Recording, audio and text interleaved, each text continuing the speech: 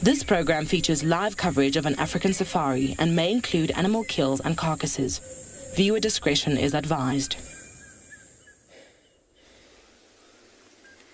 Good morning and a very beautiful welcome to And Beyond Ngala. Thank you so much for joining us this morning.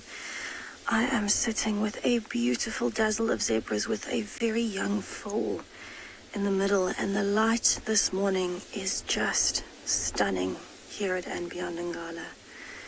It is absolutely beautiful this time of the morning, nice and cool and overcast. And what a stunning morning to be here with our little dazzle of zebras. Isn't it such a great way to start the day? This is absolutely wonderful to see so many zebras together in this beautiful clearing. And I'm definitely going to be spending some time with them this morning. Welcome aboard your very own live safari in the African wild.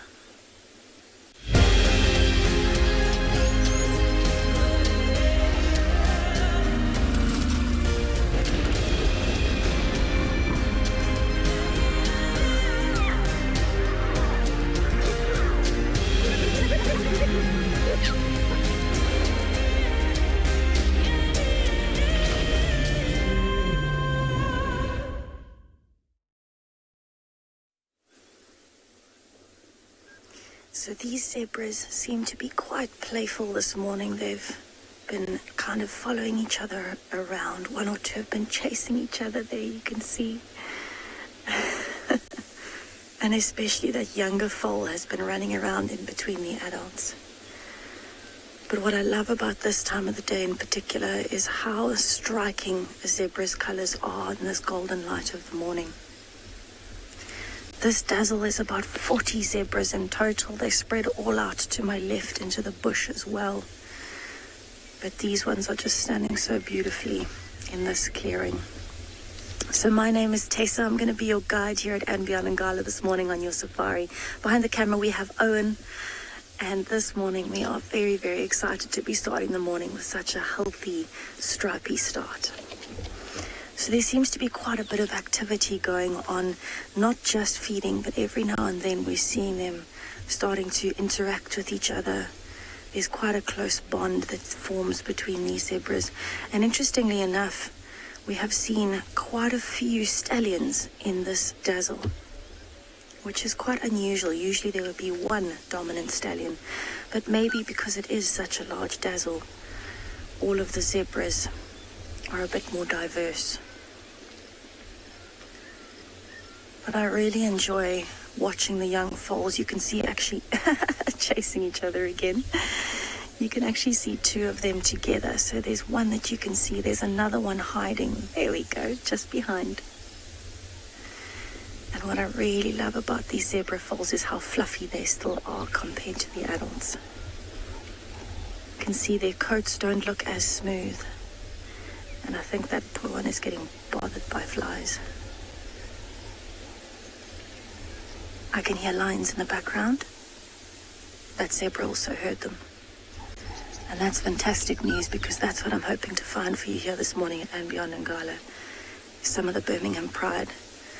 So that calling is not close enough for these zebras to be very worried at the moment.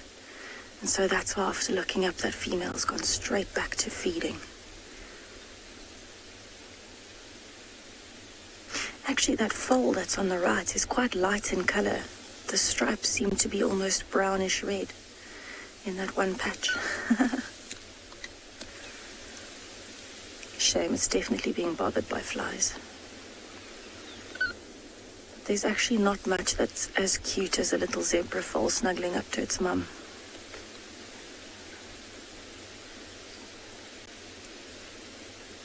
I think the flies are definitely out in force this morning, so we were very lucky during the night last night. We had some more rain starting from around 7 o'clock last night.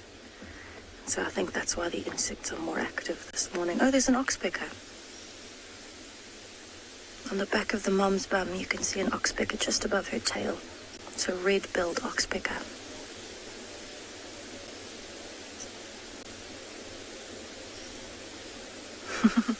Those constant wagging tails to keep the flies off. You can see exactly the same thing happening with the other mum and baby.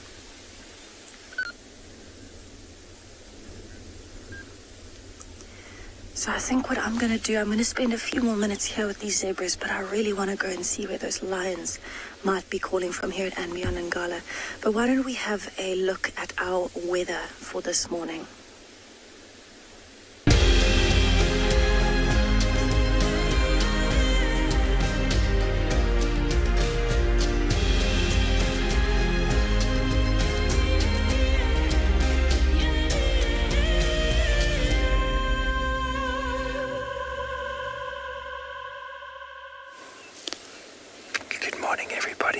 Welcome to Djuma, welcome to a beautiful, beautiful start to our day. We're just parked on the side of the road here in anticipation for this breeding herd of elephants to walk right past us. Hello everybody, my name is Steve, welcome to Djuma.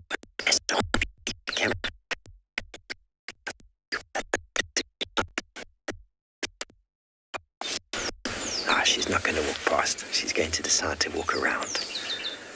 She thought about it. She thought long and hard. The big matriarch is heavily pregnant.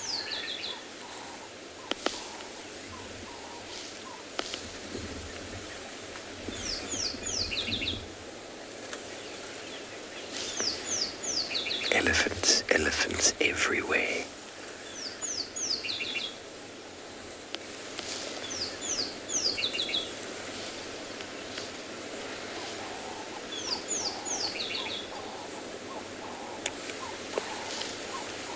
Yeah, we've got tracks of male. Sorry about the game drive.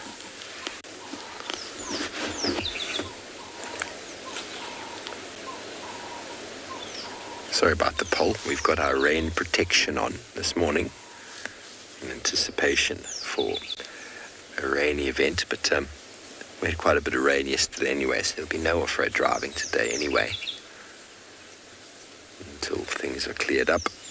So my objective again this morning is to go to where I eventually had tracks of the huge buffalo herd. Yesterday afternoon I found tracks of a small splinter group that clearly had run away, and we had them not far from where we are now, but they had all the way south, a small group. And on our meanderings yesterday afternoon we found where the big herd had been, and we found tracks of a big male lion in that area. So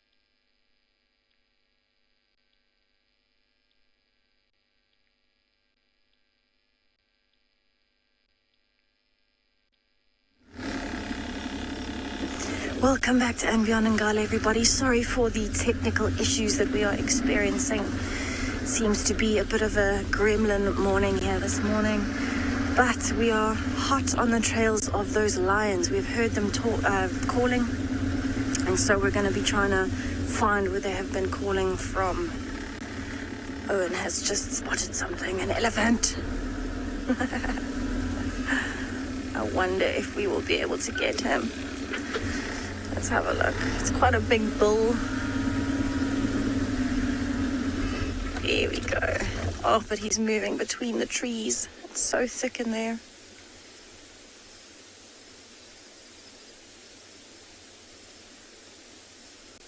There So this is quite a big male elephant for his age. I would say he's maybe in his early 20s. And he's got quite a large body in particular. His tusks are not that big, but his body is.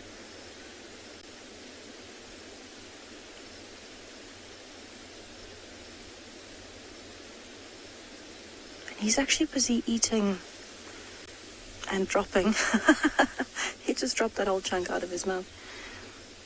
What looks like the guarri trees and a bit of grass.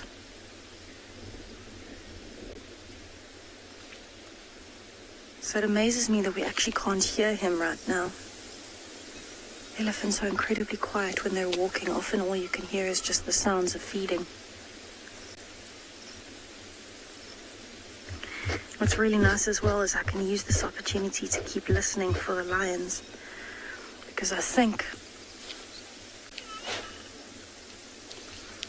think that the Ross males are definitely around. So hopefully if they're around, we can find the rest of the pride as well.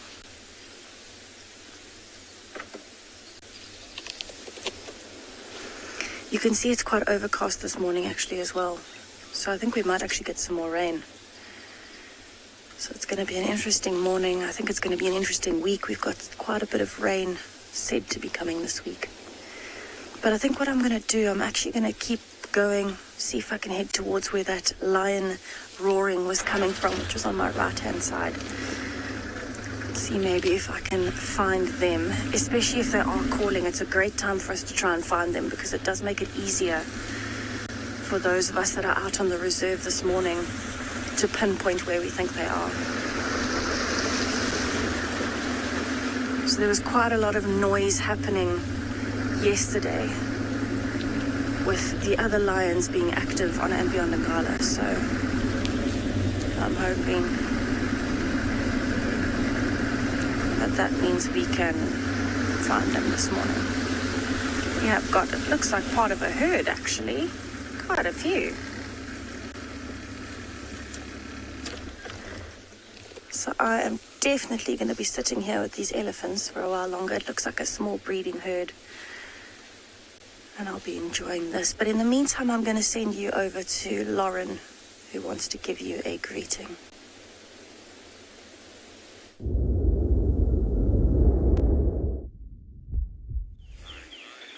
Elephants everywhere this morning. Good morning, everyone. We're actually at the hyena den. So we're not going to stick with these elephants for too long. We just wanted to give you a little bit of context to the scenario. The elephants have not realized that they're at the hyena den and there's hyenas. I don't know who's here just yet. I only briefly saw spots. I'm going to drive forward and see. But my name is Lauren and I do have Davi on camera this morning. So let's see what hyenas we have up ahead. There's elephants everywhere, and I actually mentioned this yesterday. It's a really prominent game path.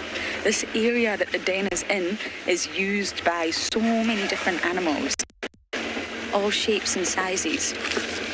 They don't make it easy to get to the hyena den these days. I know we have a mom, but who do we have? I don't know. Okay, Davi, how can we work this? Yeah? Okay. Hello, everybody. Okay. I think we have Antima in the back there, and Miss Ribbon. Hello, Ribbon. Your grandchild, yet. So we've got Ribbon and Gwazi Chimbulu and Antima all curled up. I feel like Antima's not really in the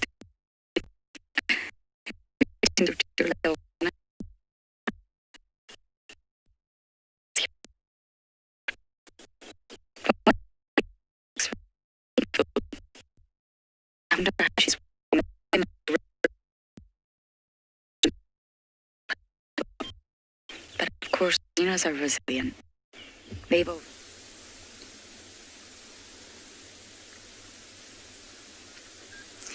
So welcome back to Ambionagala. So in this breeding herd of elephants, we have found this massive male elephant. Have a look at how much taller he is than the rest of the elephants in this herd. He is in his prime. He's massive. And I would think he's at least 45 years old. He is, as Owen put it, like a building. He's huge. It's absolutely wonderful to see him so relaxed in the middle of the herd. Normally, when there's a big male in the herd like this, there might be a bit of tension. But in fact, he looks very nice and relaxed. He's actually been dust bathing himself in that patch where he's standing, and it sounds like, or seems like, he's just stopped to listen. But there's quite a lot going on in this herd at the moment. You can see there's a little baby that's actually starting to go down into the sand right next to him. Very tiny calf. And to the left, we actually also have quite a few playing.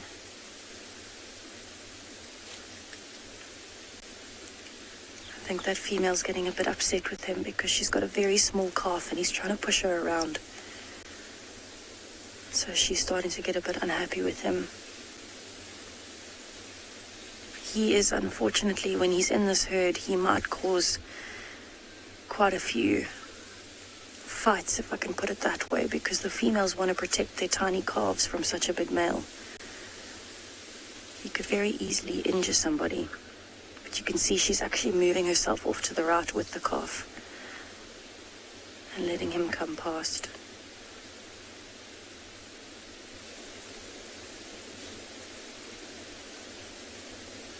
I just can't believe that size difference between him and the females.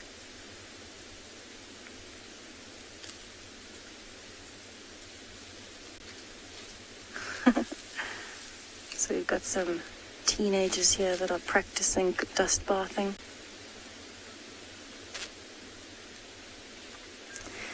Minamu, he really does look very majestic. He seems like he's on a mission going out at the back here. We'll see if we can catch up with him just now, but he really is a majestic animal. It's always wonderful to spend time with elephants, though. Look at these two practicing their fighting. And a trunk coming in from the background of another one sniffing.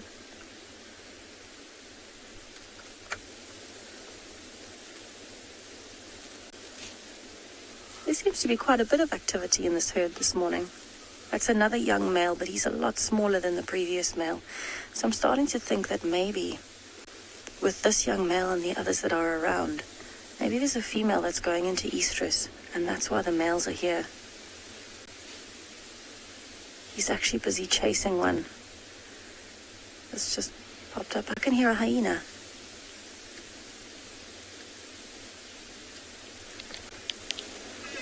So I think I'm actually going to move you a little bit forward, see if we can get a view down this road.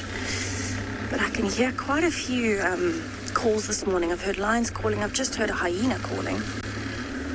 And I'm starting to wonder if they're not related to each other somehow.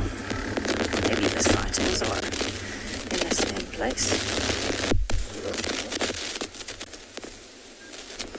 So I'm going to stay here with these elephants just to see what plays out with these dynamics between the different males.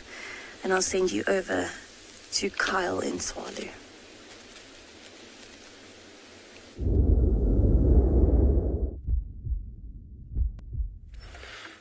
Well, in the mix of things, in the central part of the screen, you'll find a very distinctive looking bird. You can see almost like a white crest on top of the head, quite a long, slightly decurved beak, and then you can see that beautiful light cream neck and chest. Very long tail. If you look on the other side of that branch, you can see the tail just peeking out on the other end, and then a spotted dorsal section. This is a great spotted cuckoo, the bird that eluded us the other day when we were looking for the cheetah. And how fantastic we have a view of it just sitting still. Fantastic. We actually saw two individuals. This is one of two. The other one's just a little bit further to the right, but it is in the mix of things. But what a fantastic sight. Let's do the formalities. My name is Kyle. Good morning. And it is so great to be with you guys this morning. Behind camera is Morgan. Give us a thumbs up there, Morgan. Yes. Thank you very much for joining us. And what a fantastic day we are having. Slightly overcast, very, very cool. And it is perfect to be out in the bush with conditions like this. We missed you guys yesterday afternoon, but it is great to be back with you. Oh, he's still there. How fantastic. You must be very cold.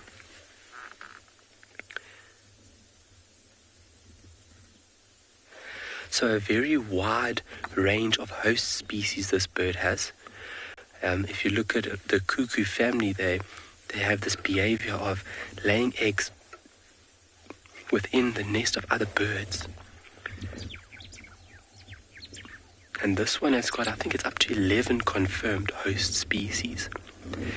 So some of them can be very host specific. Some of them can rely just on one host species. I think, black cuckoo would only rely on the fork-tailed drongo for its nest or breeding purposes. But this bird has a bit more of a wider range at selecting nests. And they are very sneaky birds. And obviously their general appearance, birds do recognize them as a bit of an intruder. So if this bird is spotted, you'll find that multiple bird species will join up together and physically mob this bird to drive it out the area, because you don't want to be rearing somebody else's babies.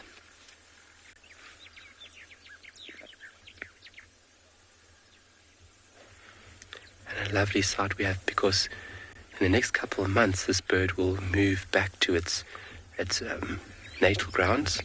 So they will leave around about May. They would start departing South Africa.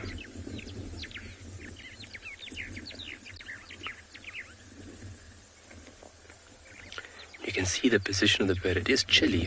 It's fairly chilly. It's about 18 degrees this morning, and you can see from the gloomy appearance that it is cold. I've got a jersey on. Morgan's very strong. He's got no jersey on.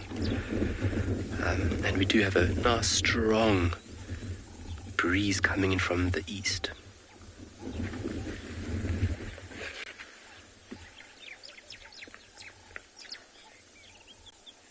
It looks like Jess, it is quite a large bird. That's a very good observation there.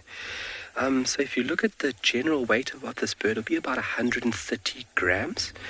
And then size-wise, you're looking at between 35 and about 39. So let's say 35 to 40 centimeters.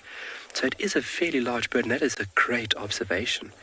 It's got quite a large, roundish body. And it is a little bit bigger now as it appears, because its feathers would be slightly ruffled up to lock in body heat. When birds are cold, they do sit in that position where they ruffle up their feathers and they give themselves kind of a squatting and hunched appearance just to retain body heat. And obviously, feathers are a great insulator as well, as they are a form of protection and obviously the remarkable ability of achieving flight. But how lovely is that? I can't believe that this bird is sitting still. And that is such a treat.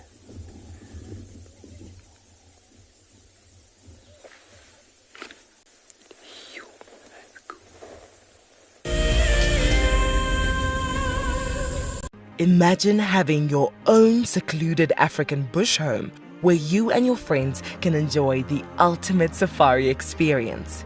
If you sign up to be a Wild Earth Explorer, this could become a reality. Tumbeta House is located in the heart of Djuma Private Game Reserve, the home of Wild Earth. You could win a chance to stay at this intimate wilderness retreat, offering you the rare and highly sought-after privilege of your own home in the bush. The prize includes 3 nights for 6 people and includes daily game drives, a chance to see the Wild Earth Camp, and have dinner with one of our guides. Sign up to be a Wild Earth Explorer before the end of February 2021, and you could be heading to Djuma, the place that we call home. Available dates are limited, so terms and conditions apply. When on safari, there's nothing better than an evening spent under the stars chatting around a fire, with the sounds of the wild all around you. If you sign up to be a Wild Earth Explorer, you can build your own memories by joining our guides for regular fireside chats. Subscription payments can be made by PayPal, credit card, and now bank transfer. Wild Earth Explorers, it's in your nature. My name is Ross and I'm a field guide at and Beyond Phinda Private Game Reserve.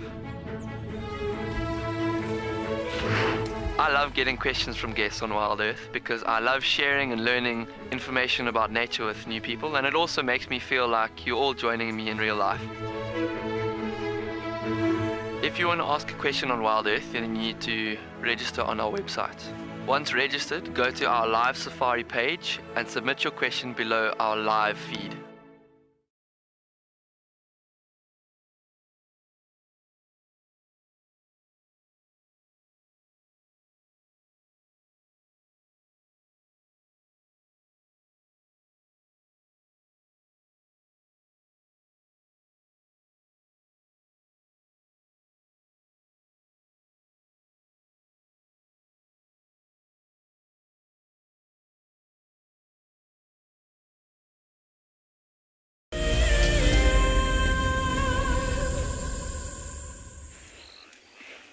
We're still sitting at the den here, and I'm not sure where I got to the last time. We had a bit of a technical difficulty there, but it's very serene. Everyone's sleeping. We've got one of Hart's cubs here. I don't actually know if it's the male or the female.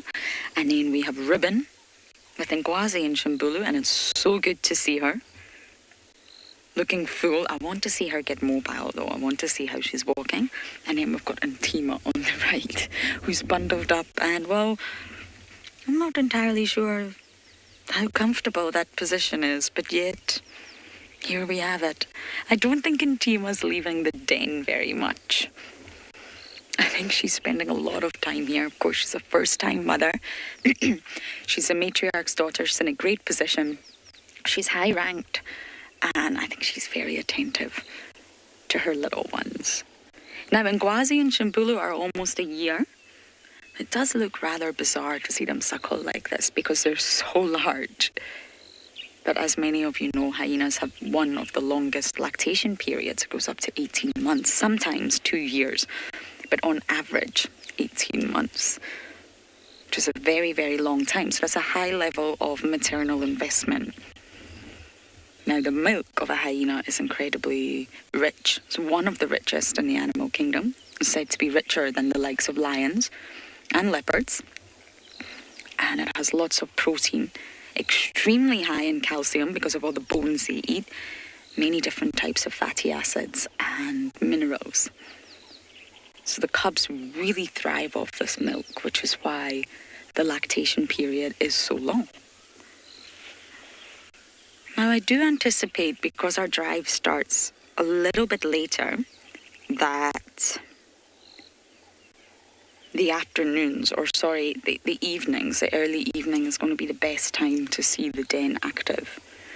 Although we've clearly got activity right now, everyone's very sleepy. And we're missing 4 cubs. We got a brief... Sorry about that. I believe that was Steve. We got a brief glimpse of Antima's cub yesterday for anybody that may have missed that news. So she's definitely a mother, and I think there is only 1 cub. Can't be sure though. Sometimes it can surprise you, but there's definitely 7 cubs now at least. 4 different mothers. Ribbon.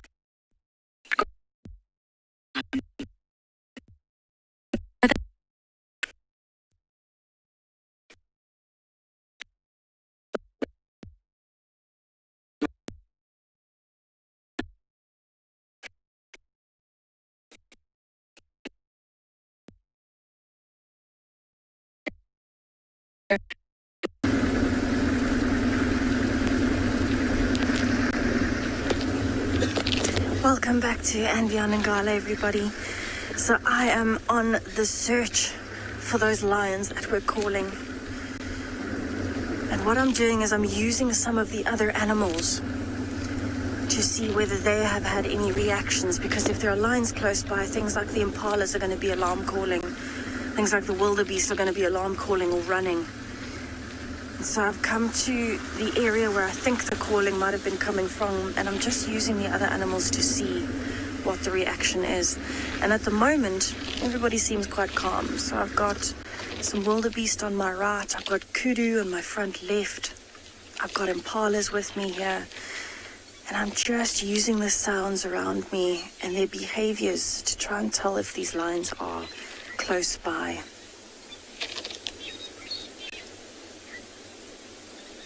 So there's quite a big implausibility of wildebeest here. You can only see 4 or 5 at the moment, but the rest of them have actually moved into the thickets. And what's actually really unusual about this is we also have some kudu here, so I'll see if I can get you a little bit further forward. And then we can have a look for those kudu, but you can actually even see some of the rest of the wildebeest are starting to come out. But everyone looks really relaxed, which means probably the lions are not here. So I might have misjudged where I think the calling was coming from, or they might have moved actually. So we'll have to see as we go further. Maybe we'll get some signs of them there. Try and get you a view of this kudu, but I don't know. She is quite well hidden behind the bushes. You can see how overcast it is at the moment. And she's moving behind the shrubbery. So she's gone in behind that African wattle, and she's probably going to come out the other side. Let me see if I can move you a little bit forward, see if you can get her. Actually, no, now she is moving forward. She's playing with me this morning. We've got a lot of life around us here. There we go. I see her now. She is poking her head out at us. So she actually looks a lot more alert than the wildebeest and the impalas. But that could be due to the fact that she has larger ears, so she might have slightly better hearing.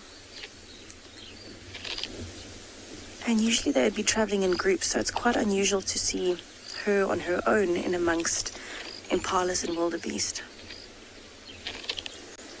But it is quite a stunning morning. I've got a lot of hope that this morning I will actually be able to find these lions, because they've been calling from somewhere close to this area.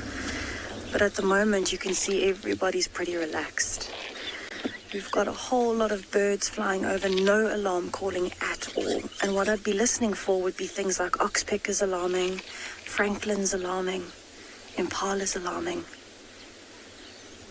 But at the moment, everybody is just super relaxed, and you can see it's a beautiful big clearing. And that's actually why I came here, because this is an area where the lions would be in the mornings, looking for some food or even just looking for somewhere to relax. And it's quite a beautiful scene.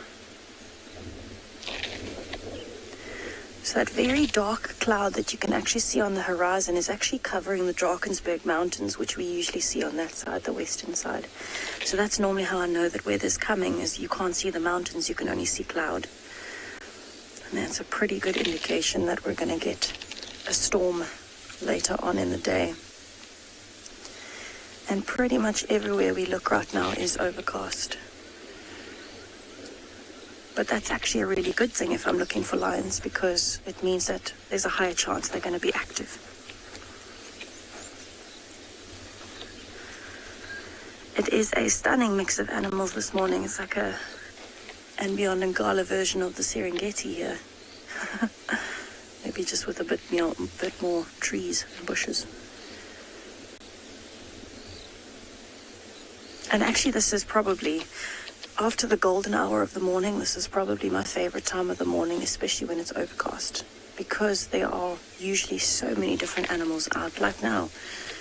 And everybody's nice and relaxed, feeding, starting their day. And there is actually some golden light coming through at the moment. There must be a thinning of the clouds. It's incredibly beautiful. I think this is probably the greenest I have ever seen and beyond Ngala. We have had so much rain in the last month in particular. And it's just looking absolutely stunning this morning. That is actually one thing that I do enjoy when it's overcast. I find that photography is better when it's overcast like this with a little bit of golden light coming through.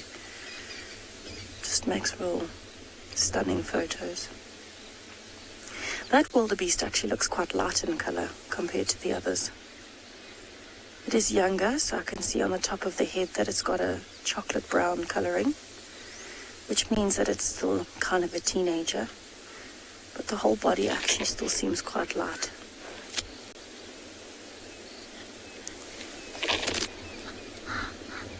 Can you hear that noise that is happening in the background? Sounds like a violent sneezing.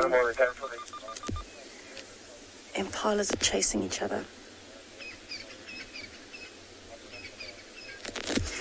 Yes, these animals will definitely be alert while grazing, Hasana, and that's because they need to be sure that they are not going to be attacked while they are feeding. Like now, they didn't lift their heads with all of that commotion. They didn't really do much. But what it means is that they know that those impalas with that particular call are just chasing each other. They're not alarm calling for a predator. But they would definitely be alert. Any signs of breaking twigs, anything unusual, any new scents, they would be incredibly alert to that. You can hear a lot of crested francolins calling in the background. Everybody's waking up, starting to move around for the morning. Have a listen to all the different birds.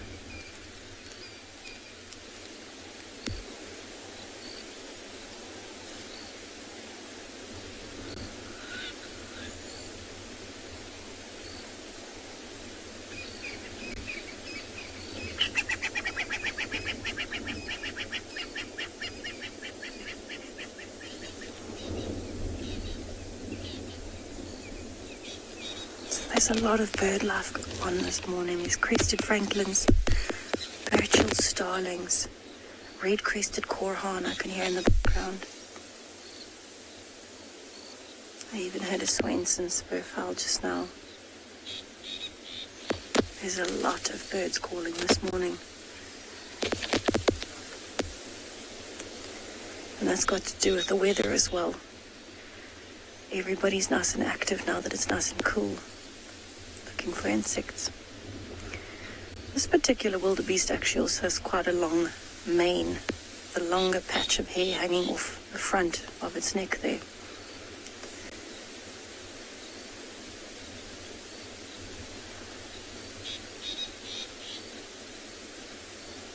What a peaceful morning.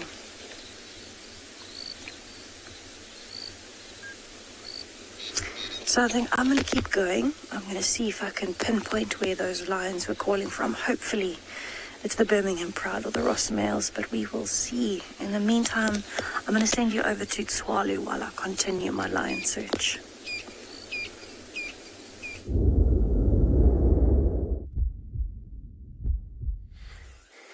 Well, what a beautiful picture.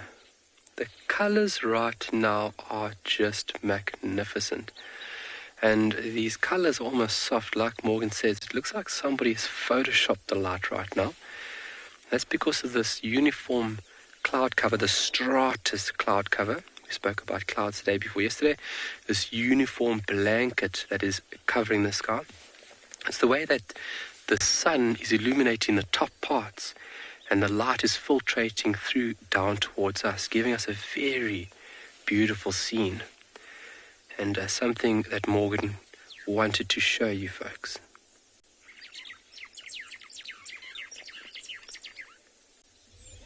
I mean, look at that. Unbelievable. So we are slowly going towards this pan, and we're going to go see if there are any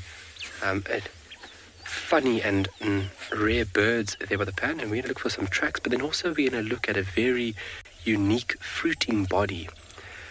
When you see it, you'll be absolutely mind-boggled when you see the structure and shape of this fruiting body. I'm going to leave it just there. I don't want to give too much away. And in the mix of things, we are looking for birds. We've been hearing these great spotted cuckoos busy calling. It looks like they are looking for a nest somewhere along the lines. But a very beautiful scene we have here. Well, let's keep it beautiful. What we're going to do is take the vehicle a little bit further south and let's see what we can find.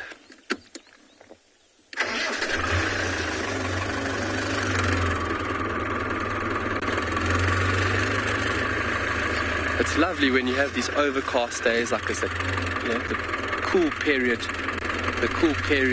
definitely lingers on, and I love it. I love the sun, but there's just something about these cool mornings, especially the creative aspect of the clouds.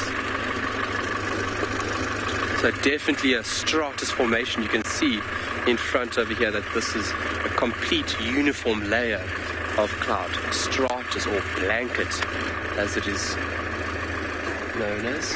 Oh, no, sorry.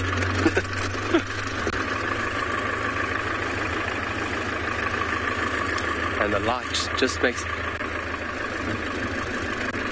everything pop.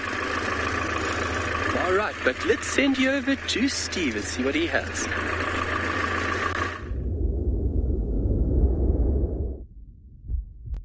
Well, thank you, Kyle. I know Kyle set out this morning looking for some lesser moor hens. So while we're checking around for the buffalo herd, I thought let's just pop into Rubbing Post Dam. And in the middle of frame, you can see one. There it is. Oh, hello. Hello, baby.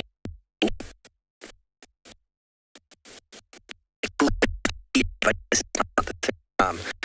Get the camera. Well, I'm there.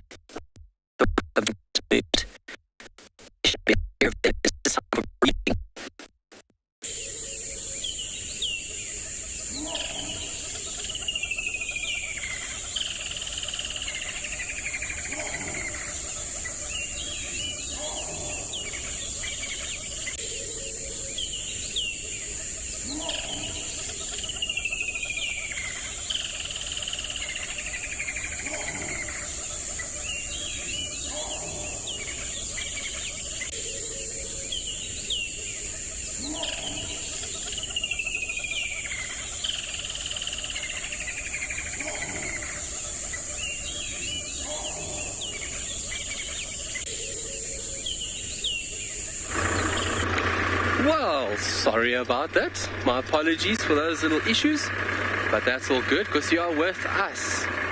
As a family, we carry the load. Look at that branch.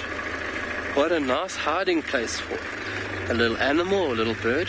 So the camel thorn in its growth form does make some very unique shapes, let's say that.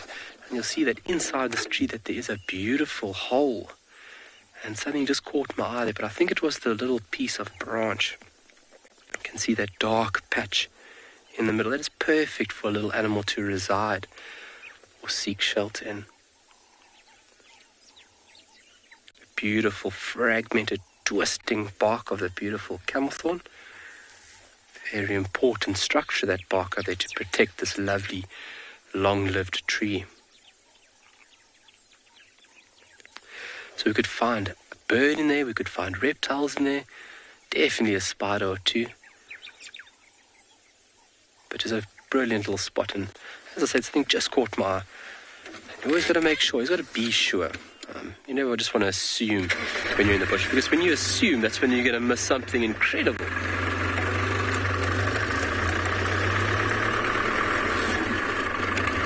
So we're going to be entering the area of this pan shortly, and we are going to see what is there for us. The white-browed sparrow weavers are calling, the Kalahari scrub robins are calling, the ringneck doves are calling, as they are always doing.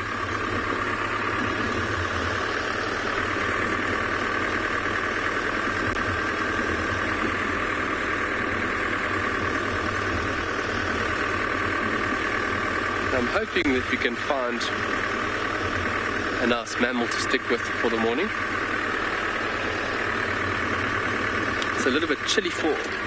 Oh, la, la, la, la, la, la, la. It's a little bit chilly for insects. We're going to have to wait for the temperature to increase, but look at that. Oh, wow. Such striking colors.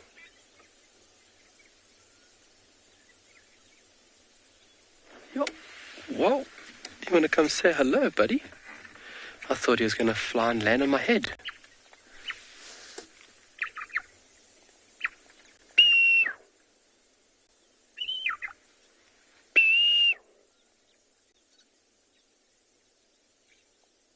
He's saying good morning to everybody. There's his partner that called in the distance. In the distance. It's such a striking color format that this bird has. It's always such a treat to see this bird. And actively hunting or looking for prey while it's moving through the canopy of trees like that. Very distinctive hopping behavior. Oh, and on the ground. And back in the tree. It's giving Morgan a bit of a run around. Lovely bird to see, and especially in a great format like that. Normally you only see fleeting glimpses of these birds, and for them to be accommodating like that is not a very common thing. You'd find that most photographers and guides that want to get a cracker photo, that bird hardly ever sits still. And you got to be very quick on the mark to snap away.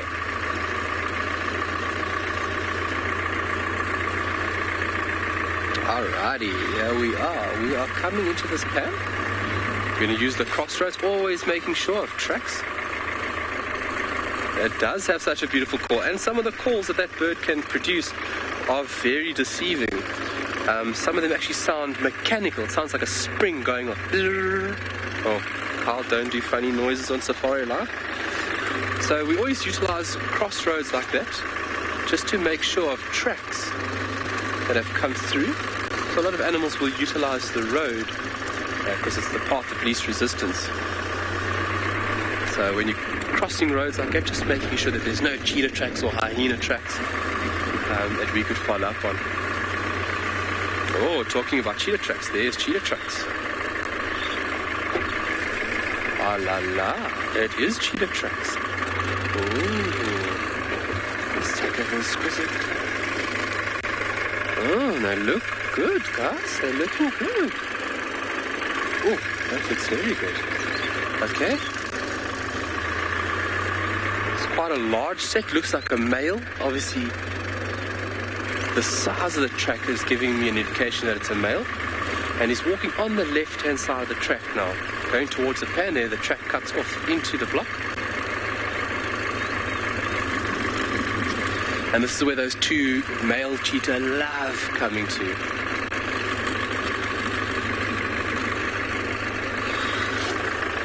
So no tracks go off that side, so it still gives me indication that the general direction would be that away.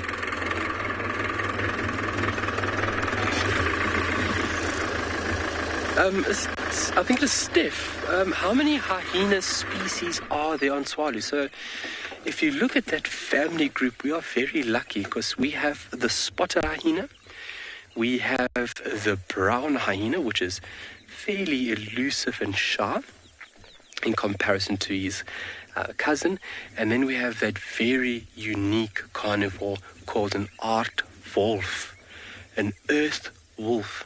Aard is earth in Afrikaans, translated, and then wolf is wolf. Its general appearance looking like a wolf, but it is part of the hyena family, and it is by far one of the most specialized carnivores on this planet. It's a carnivore, but it lives almost an exclusive diet of termites. So termites are vital for that animal. So we are very, very lucky with the diversity of those animals here. And then these beautiful animals. Oh, good morning, everybody. I don't know if anybody also has that when I see animals, I always tend to, in the back of my mind, have like a voice to what they would sound like. Don't know why I do that. Let's see if we can get a better view of him. So this is a bull, and this would be part of his core territory. He's more than likely just come to the water for a little drink, and he'll be going back to a spot where he'll start ruminating on and keeping a watchful eye out for ladies.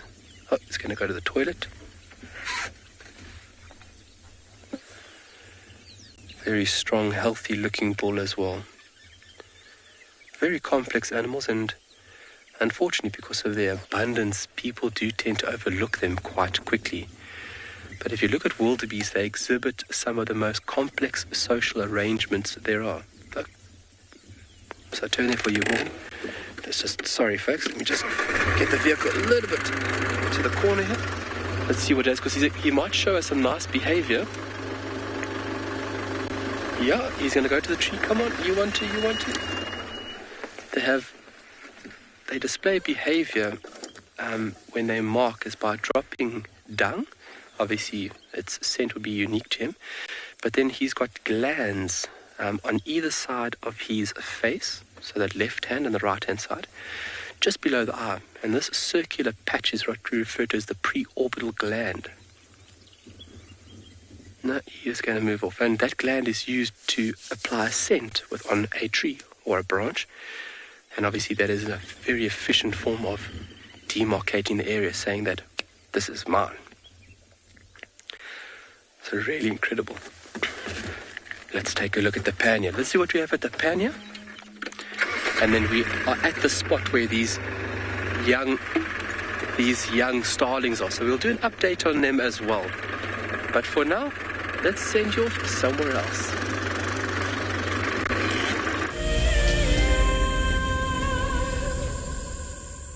When on safari, there's nothing better than an evening spent under the stars chatting around a fire, with the sounds of the wild all around you. If you sign up to be a Wild Earth Explorer, you can build your own memories by joining our guides for regular fireside chats. Subscription payments can be made by PayPal, credit card, and now bank transfer. Wild Earth Explorers, it's in your nature. Something very, very interesting. I didn't plan this, but this is a scene rarely seen. This is what we call a journey of giraffe. So beautiful.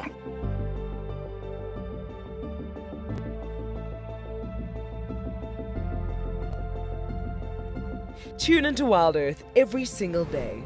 It's in your nature.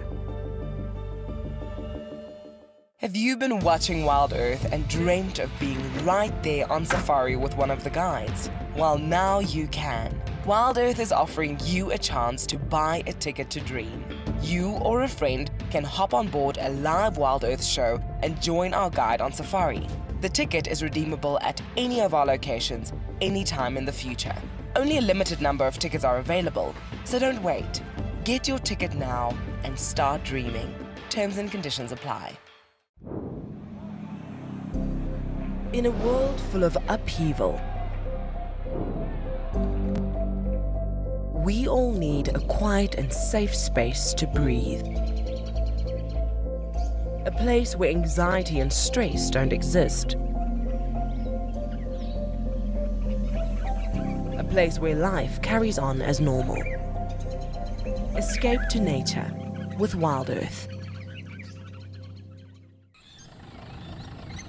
My favorite animal is a leopard, purely because I just think they are just the epitome of feline grace and power, and the way they can move about in any environment and remain hidden until they want to be seen, I just find incredibly intoxicating, and they're amazingly beautiful.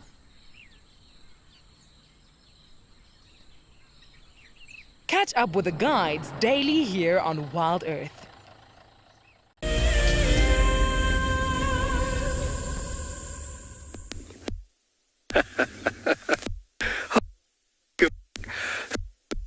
At this pan that we quite a lot, and animals love to come in over here. And we placed a marker here a couple of days ago. I think it was the 28th we placed a marker here. And we wanted to place a marker to show you how much water would have been lost within the few days. So the marker is here on my left-hand foot, and the water's edge is all the way over there. Look how much water has already been lost. Just within these few days, look how much has been lost. So a lot of it would have moved through the soil and obviously been lost into the soil itself. But then think about evaporation. Obviously the heat heating up the water, and then particles raising up into the atmosphere and creating stuff like that. That's all that is water up in the atmosphere that you can visibly see. But a large amount of water has been lost. That is mind-boggling for me to actually see it, because you never have the luxury of seeing the progression or seeing how much has actually been moving or has been lost, So those cheetah tracks come through from the back of the vehicle, so just behind Morgan, and they come here. I can just see a little bit of markings, but here to the softer, muddier edge, this cheetah is basically stopped here, and the position of the feet showing me that it actually leant down and then was drinking. Front pads very close to each other, and then the back pads very close to the front pads, leaning down and drinking. And then it walked off. So this looks like to be a single male. And like I said, this is a very favorite spot for those two dominant boys. But what we're going to do is maybe we're going to do a little birding over here, see what's in and amongst the growth, or the vegetative growth, and then we'll shoot it down this road to see if we can find that animal. But a lovely scene we have in front of us.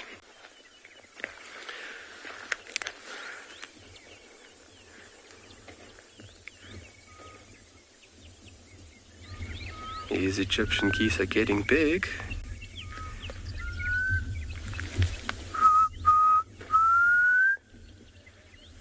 Black cuckoo busy calling in the distance.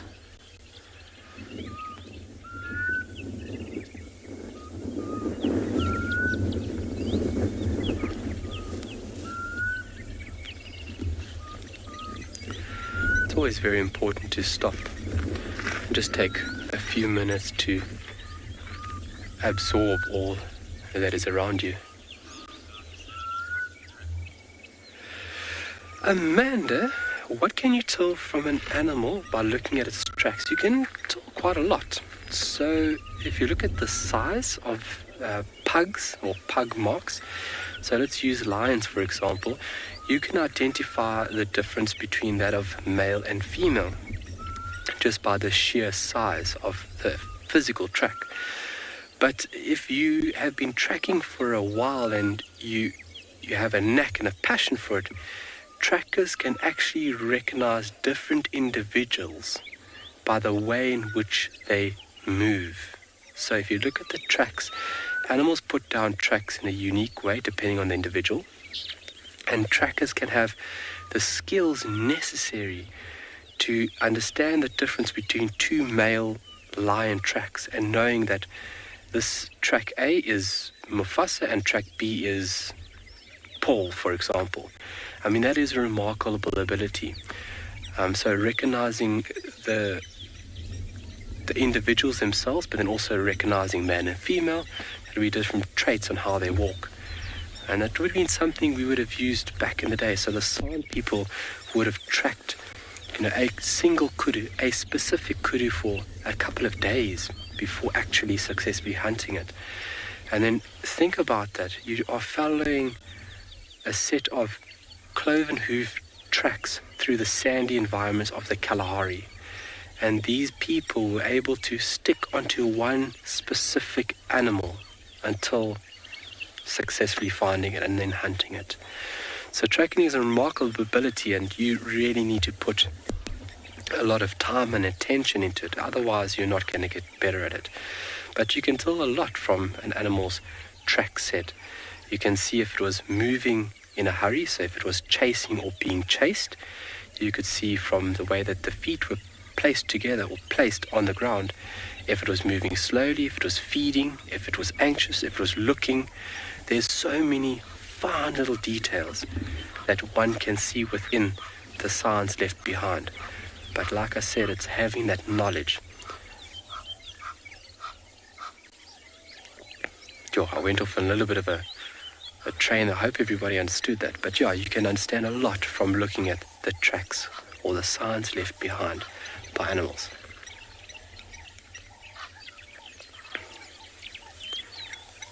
And in South Africa, we have some very skilled trackers.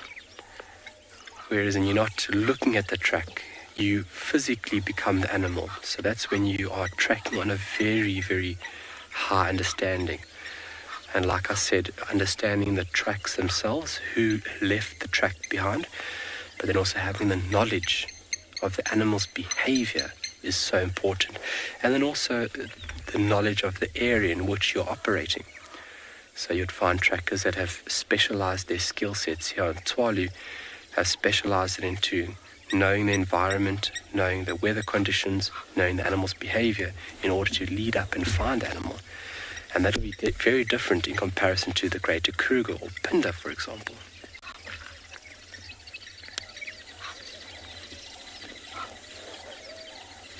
Very calm scene.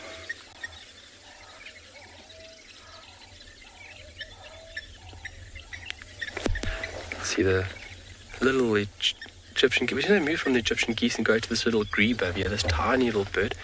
You're going to see it's on the surface right now, but they have the remarkable ability of going under the water, actually diving for nourishment, for food. Oh, what is that? Oh, it's nothing.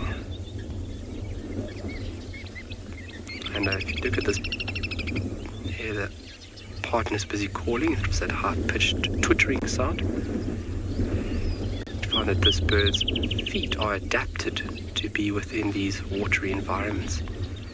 Obviously, to propel the bird, you need a foot structure that is tailored to these watery environments. And some birds can be so specialized that they can actually stalk fish underwater. If you look at a bird called African darter, it is a very specialized water bird.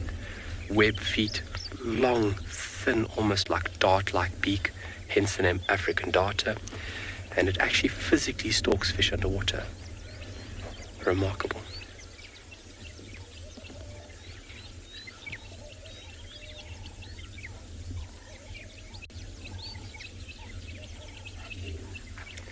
It's a fantastic little bird to see. Beautiful colors. Sexes are alike, and then we saw this individual making a nest a couple of days ago, but unfortunately with all the water that we've received, that nest seems to be gone.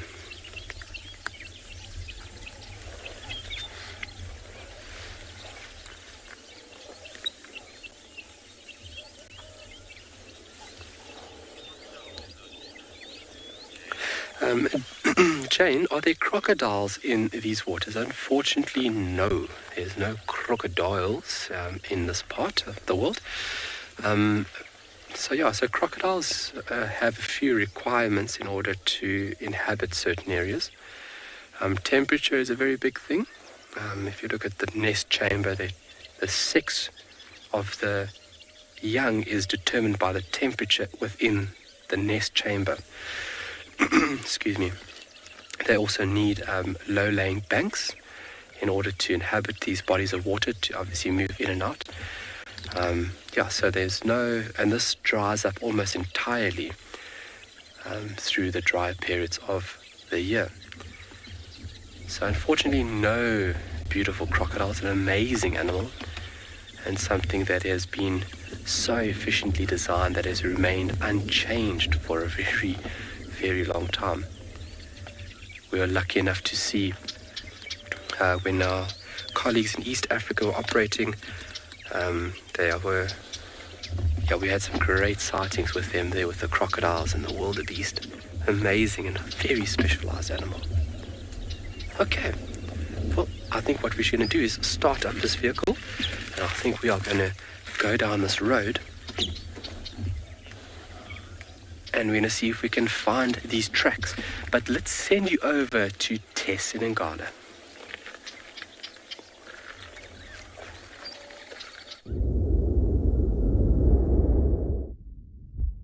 Welcome back to And Beyond Ngala, everybody. So I'm actually looking for the lions at the moment. I heard zebras distress calling.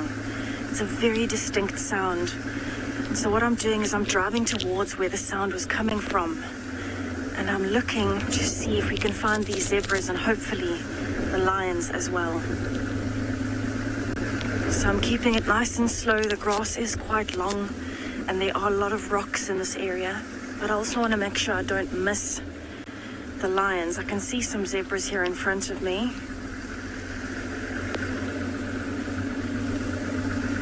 And they're actually moving away from the area where they were distress calling. So just in front of me, I can see one starting to come out. And they are moving fairly fast. They're not running, but they are moving fairly fast in the opposite direction to where they were distress calling. So I just want to wait here for a minute and just see if there's any more distress calling happening. And maybe go to where they've just come from. But you can see exactly how long the grass is here. Some of these zebras, you can only see the tops of their backs.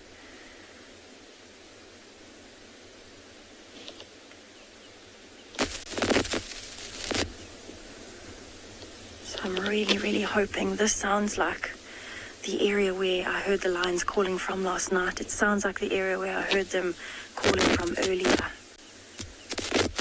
So I'm really, really hoping they might be along here.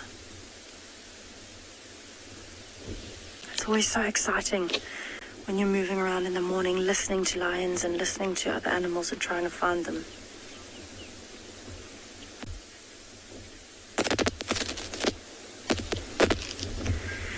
Also, animals will have different calls for different purposes. The distress call or alarm call is usually a lot more loud, and it almost seems like, if I can put it this way, like if you would have a bang happening in your ear, it catches your attention. And that's exactly what it's made for. It's made to capture your attention so that if you hear it, you immediately look up. So it's normally a lot higher in pitch, it's a lot louder, and it's short, sharp calls. Whereas a normal call for a zebra might just be a bit of whining and squeaking with each other. And so it's kind of something that you pick up over time. It's not something that you would just know immediately. But with an alarm call, it does usually make you look up and kind of prick your ears up, and that's exactly what it's designed to do. But I think what I want to do, I actually want to drive to where those zebras came from, because they look quite relaxed going down. So I'm wondering if something was behind them on the right-hand side. So what I'm doing is I'm kind of just following a game path, which is this path that's cleared in front of me. And I'm heading straight towards the eastern boundary of And Beyond Ngala. And we know that this is the section where the white lions were about 2 days ago. In fact, yesterday and the day before, they were seen just to the east of Orpen Camp in the Kruger National Park. And that's just here on the boundary. So I'm hoping that they're starting to come back over, especially with all the commotion that was happening last night. There was a lot of lion calling happening last night. So I'm really just trying to keep an eye out for any flicking tails, flicking ears, movement in the grass, and especially anything white. It's always a good indicator. But you just never know what you're going to find. Very exciting. It might not even be lions at all, actually. It could even be alarming for hyenas or a leopard or a cheetah. So I am definitely going to be spending some time here. Wish me luck. I hope I find the lions. Hopefully I get to show them to you just now.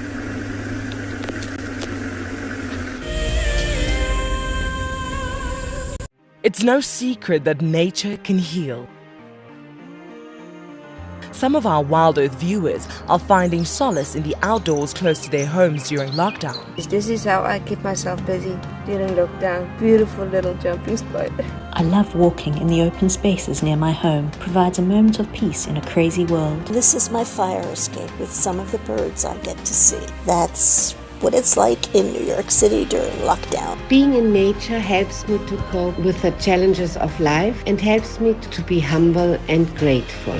It's magical watching everything turn into a winter wonderland as the snow softly falls. Been doing lots of walking, dog walking, outside at parks. This is my Ridgeback Drake. Our little slice of paradise is a provincial park called Hopewell Ross. Connecting with nature is critical to stay positive during these tough times. Wild Earth encourages you all to find time to escape to nature. Hi, I'm Kyle, and I come to you live every day here from Tswalu, Kalahari in South Africa. My favorite animal in the Kalahari has to be the aardvark. Its unique appearance, its ethology, and as well as ecology within this vast ecosystem is amazing, and something that I have been really lucky to experience on foot here at Tswalu. Catch up with the guides daily here on Wild Earth. Imagine having your own secluded African bush home where you and your friends can enjoy the ultimate safari experience. If you sign up to be a Wild Earth explorer, this could become a reality. Tumbeta House is located in the heart of Djuma Private Game Reserve, the home of Wild Earth. You could win a chance to stay at this intimate wilderness retreat, offering you the rare and highly sought-after privilege of your own home in the bush. The prize includes 3 nights for 6 people and includes daily game drives, a chance to see the Wild Earth camp, and have dinner with one of our guides. Sign up to be a Wild Earth explorer before the end of February 2021, and you could be heading to Djuma, the place that we call home. Available dates are limited, so terms and conditions apply.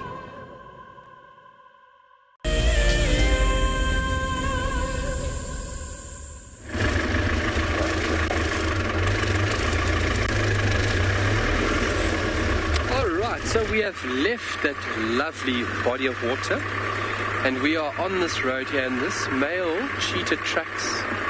There's been a few vehicles up and down here, but his tracks are on this road.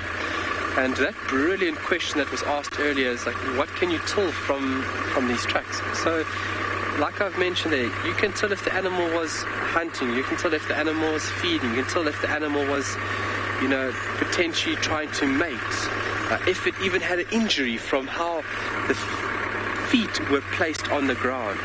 And this comes with obviously putting the time and energy into this beautiful and ancient art, because it is something that is dying and something that Tswalu that feels very strongly about it, that we have joined partnership with the Tracking Academy, and we actually have a facility over here that hosts people that want to learn this beautiful art.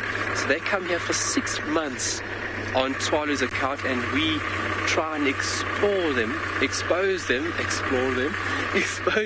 to this wonderful art.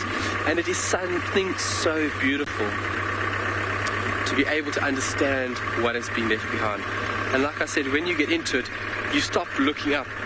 When you get into tracking and it starts biting you, your head is just down continuously looking at the ground. And obviously we're very lucky here having this sandy substratum. Looking so great. Okay, so no tracks here, but he could have walked left or right, where the vehicles would have detrimentally affected the track itself. But every now and then he crosses to the middle, obviously where vehicles' tires don't touch, and you see partial parts of his track crisscrossing.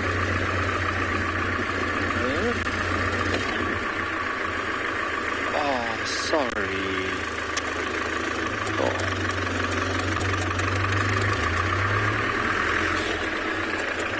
Excuse me, buddy.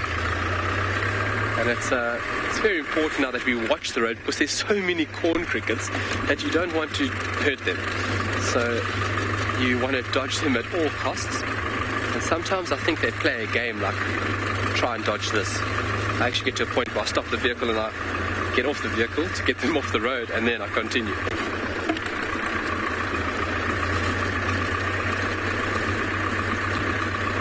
And I see on this junction, we're coming up to a junction over here, and then we'll get a better understanding of where these tracks have gone to. But, we just have to look at that quickly. We are receiving a slight little drizzle. It's nothing to send us home, but I just want to show you folks how beautiful this looks. Maybe you can just give us a view there quickly, please. Look at that. Well, seeing the Southern Kalahari like this is such a treat.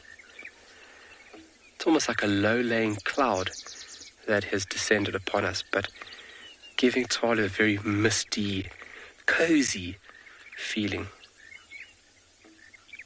Unbelievable, look at that.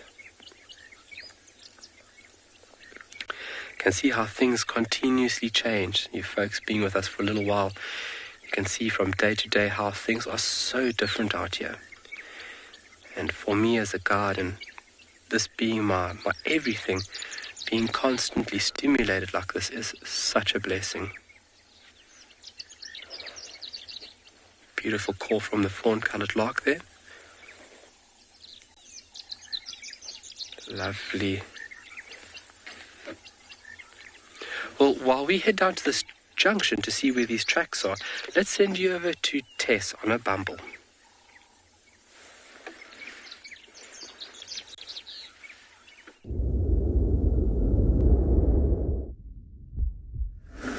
Welcome back to and Beyond Ngala.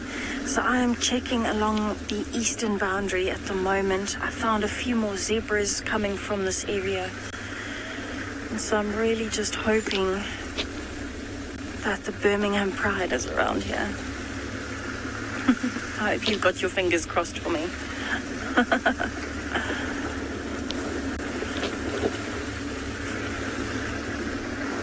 So I'm kind of just checking slowly. I'm looking down for tracks on the road, but I'm also looking around, listening for birds. Anything that might indicate that the lions might be here. And I really don't think they're far away. Just based on all of the different signs, hearing them calling, having those zebras starting to call as well, I do think that they are somewhere close by.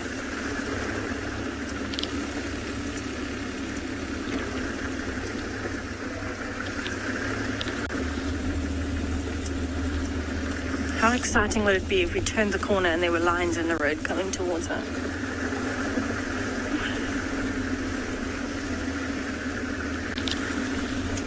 So I haven't seen any tracks at the moment on this particular stretch of road, but I have a feeling they're somewhere on my left-hand side. So I'm actually going to keep going down that way and see if we can find it. But it has turned into quite a beautiful morning at the moment. The sun is starting to come out. We even had a rainbow just now. All good signs that the lions might be around.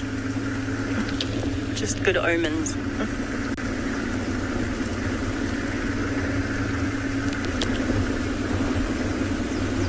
So this is where I initially was. I was actually in on my left-hand side with those zebras. But I think I'm going to keep going. Hopefully I found those lions. And I will send you over to Pinda.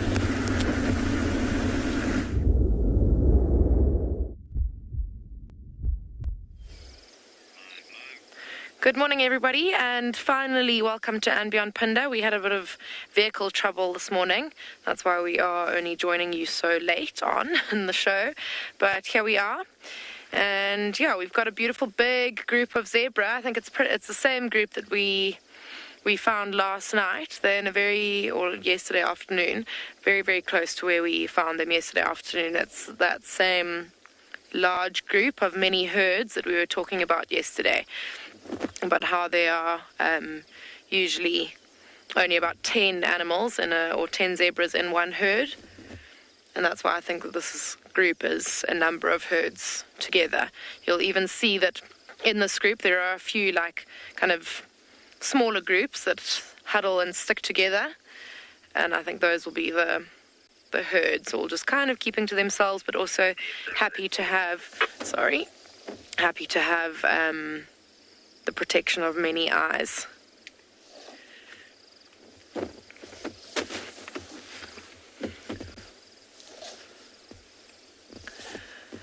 I am Kim, and behind camera today we've got Simon. And yeah, like I said, we've had a bit of a difficult morning in terms of vehicle troubles. But we have a new battery, so we should be okay. Hopefully that's the end of that. But a very, very peaceful scene. Nice and cool here on Phinda, which is a very welcome change to what we're used to, the humid heat. I think the animals find it very nice as well. I am definitely in a 100% better mood when it's nice and cool like this. Just because it's more comfortable, but I also know that the chances of finding animals is a lot higher. When it's hot, animals are just a lot less active and they hide under bushes or try and take refuge in any shade that they can. Especially the predators. They won't be very easy to find in hot weather. And lions, if you do find them in hot weather, they will just be out for the count, just sleeping and trying to be as inactive as possible, expend as little energy as possible. So all is good when it's weather like this. Nice and overcast, a little bit of a breeze. And it's also just lovely because we've had quite a lot of rain over the last couple of weeks here at Phinda, which we were desperate for. We really needed it. But often what happens is that we have like one day of hard, heavy rain, and then the next day it's boiling hot, and all the watering holes that have just been replenished or have got now like a little puddle in the bottom of them, they just dry up so quickly. So it's actually great that we've had a lot of rain, and now this cloud cover is allowing those watering holes to keep what water they've filled up with, which is very, very nice. And again, the animals will be very happy. That's one thing that makes it quite difficult to find animals, though, is the now abundance of water. Whereas before, there was only like one watering hole that had any water in it, so it was a bit of a fail-safe. You knew if you were struggling for animals everywhere, if you went there was going to be something there. And now there's puddles in the roads. Every single tiny little pan system is filled up with water. So the animals have spread out. So it makes it a little bit more difficult to find them. The vegetation is also thickening up. So that's also making it a little bit difficult. But here we go. We've got a beautiful scene of lots of zebras, which is awesome.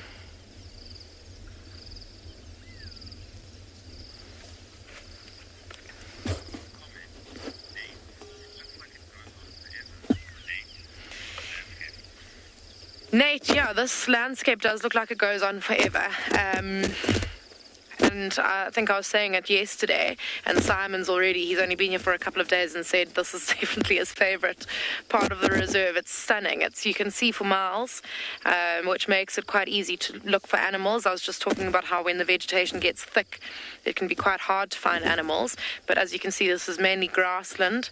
So coming up to these hills and scanning out over the hills and out of the grasslands, it's quite easy it makes it easier to find animals, as opposed to some of the other areas in Phinda that are much, much thicker than this, and it's mainly kind of dense bushes and trees. So you can only kind of see a couple of, maybe like 5-10 meters into the bush on either side of the road.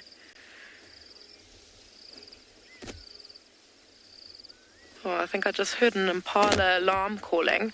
The other thing that we were just talking about is the Biala Pride and how they have not been seen for a very long time, and this is the area that this is part of their territory, and because they haven't been seen for so long, they could be anywhere, and because of the rain, their tracks have been washed away. I'm just going to carry on listening, see if we can hear those alarm calls again. And that was the other thing that was almost, I suppose, not cruel, just the way nature is, but when there was less water around, There was one watering hole close to this area. Actually sounds like, well, where those alarm calls are coming from. And the Ba'ala Pride used to just sit there, slightly hidden, and they just knew that all the animals had to come to that watering hole because it was the only water for miles around. So they would just sit there and wait, and then they had water, and the animals would have to come. So they stayed in that area for weeks, and they would just have food coming to their doorstep, and then they would have water on their doorstep. So it was a little bit bleak for the animals, but the lions had a wonderful time, just eating and drinking whenever they needed to. You can see that lots of the zebras are now looking down into the valley which is where the alarm calls are coming from. Jerome, no, wildebeest and zebra very much live in harmony. They don't, they don't compete for anything. I mean, they do feed on grass, both of them, but as you can see, there's a lot of that around, and they're very happy to stick together. Like I was mentioning earlier about the number of different herds of zebra that are in this one group in front of us, it's the same for, and that they're happy to be in a big group, or like mush their herds together, because many eyes are more safe, and it'll be the exact same with the wildebeest. So they're happy to just be an extra herd in the group and to just share in that safety of having many eyes to look out for danger. So no, they don't fight. If anything, in these groups, any tension would be amongst or between the zebra herds, so maybe between the stallions of the different herds, maybe just to make sure that they know, where each other stand. Maybe if there was a bachelor herd of zebra in this group, then that would also cause a bit of tension. But there wouldn't be any tension between the wildebeest and the zebra. It would only maybe be between the zebra, even the female zebras between one another, and then the males between one another.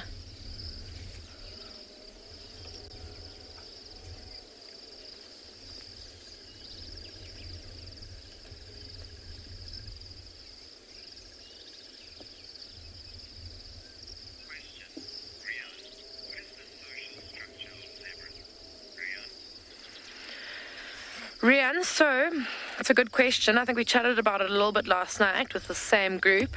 So the social structure of a zebra is herds. Oh, there's a bit of fighting going on there, just as we're talking about the tension.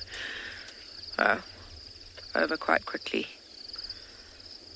See, so sometimes it will just be that, like a little warning, maybe a kick and a bite, a little nip, just to say, show everyone where they stand. Sorry, Rian, but I'll get back to your question. So it'll be a herd, which is made up of one stallion who is dominant over a harem of females. So a harem is just a little group of females, and then the foals. So, and also up to about 10 animals, sometimes less. And that's pretty much the social structure. The young males and young females will sometimes move off. They'll leave their herd if the herd is getting too big, or they might get kicked out. The young males will definitely get kicked out at some point. The females might just leave. And sometimes they will actually group up, the younger males and females, into a little group themselves. And then they might start to establish their own herd where there might be a bit of tension between the males of that little young group, where they try and establish the dominant male, who will then be the dominant stallion of that herd when it becomes established, and when all the members of that little herd come to breeding age.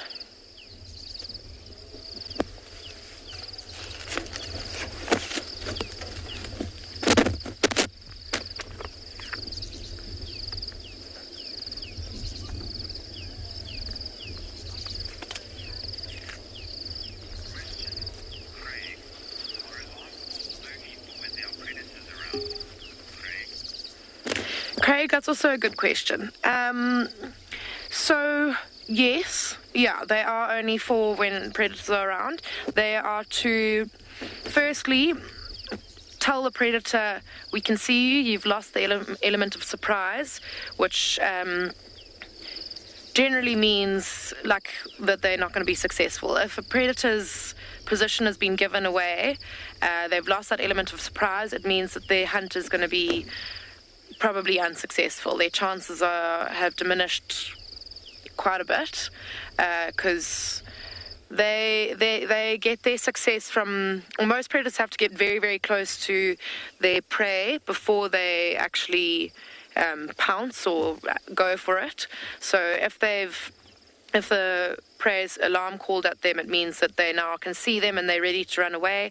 And more often than not, the prey is actually faster than the predator. And if they can see them, then they're going to be able to get away from them. So, the alarm call tells the predator, I can see you, so don't even try because I'm going to be able to get away from you. It's going to be a waste of your energy. And then it's obviously also just to alert the rest of the prey animals. So if one of these zebra were to alarm call, it would all alert the rest of the group, and they'd all look at the animal that's alarm called and then look in the direction that animal's looking at to work out what he's alarm calling at. But at the same time, certain animals' alarm calls are more reliable than others.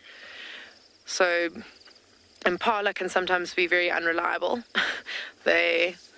They'll alarm call at, I've seen them alarm calling at a warthog before, a whole herd just alarm calling at a warthog. Whereas if it's a kudu, generally you can be pretty certain that they have seen something that is of interest. Okay, I think we're going to move on from these zebra. Maybe go and check out those alarm calls. But for now, we'll send you over to Steve.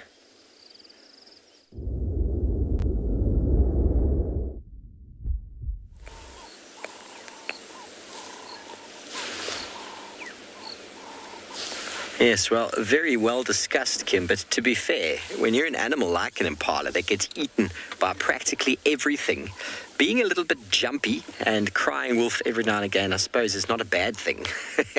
I've seen impala alarm call at warthog and at duiker because of the low movement that animal does through the grass. So to be honest, that animal is sort of giving off a posture that is a little bit frightening. And, well, if the impalas didn't alarm call and they just went, whatever, not sure what that is, then more of them would probably die. So they've gotten to that mindset where, see, even now, they're looking back at some more impala coming to join them, and they're just going, what's that? What's that? Okay, that's impalas. So when they do alarm call, it's always very worth having a look. I've noticed that they might look at warthog and duiker. I've seen them maybe alarm call very gently at a warthog or duiker, but when they really, really, really alarm call, when they properly start doing their snorting, then you've got to have a proper look around, because there's generally something there. So we find them to be one of the most reliable. And it's not even just the alarm call that you're looking for. Sometimes their behavior in general indicates that they've seen something a little while ago and there's something going on that is worth investigation. I love them. They are such pretty animals, aren't they? Those nostrils flaring. Anything that moves, and it's windy now, so anything that's moving, they're like, what's that? What's that?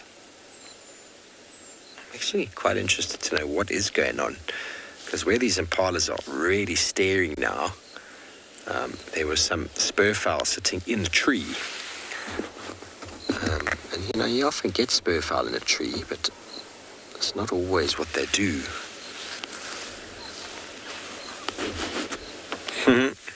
Kim, I think they're the most underrated animal. It's the one animal you're guaranteed to see in the Kruger National Park, guaranteed, and yet many people drive past them and don't really talk about why. Bless you, Sebastian. Thank you. And don't really talk about why do you see so many impalas. You know, their evolutionary adaptation is, some people will say they haven't evolved in 6 million years, which is a very long time if you consider the greater scheme of things. They haven't needed to evolve because They've done so well in what they do. Their breeding success is incredible. Although we see everything eating impala, we still seem to see the numbers growing every single year. Now, if they weren't successful, their numbers would be going down. Obviously, in areas like this, there's incredible amount of perfect habitat for impala.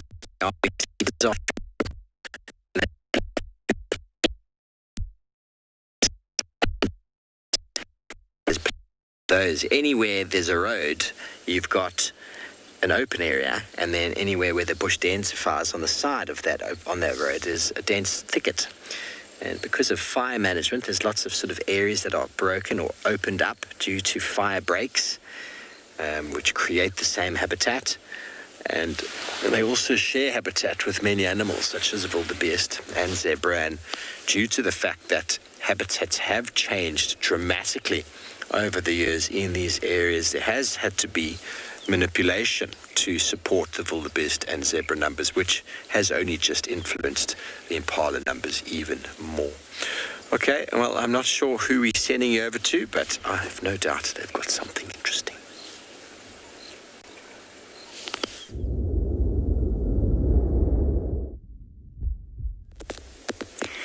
Welcome back to And Beyond Ngala, everybody. So I'm actually in the stretch of the riverbed where the lioness and her 3 cubs from the Birmingham Pride have been. And there is a large troop of baboons walking up the riverbed here.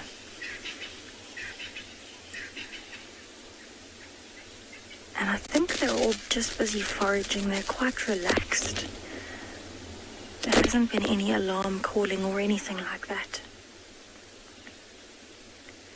And look at that size difference between male and female. So she's actually looking back at him because she's in estrus. She's ready to mate. And he's just sitting, almost ignoring her, it seems. So this would probably be the dominant male of this troop. And it seems like there's another female at the back. They're also in estrus.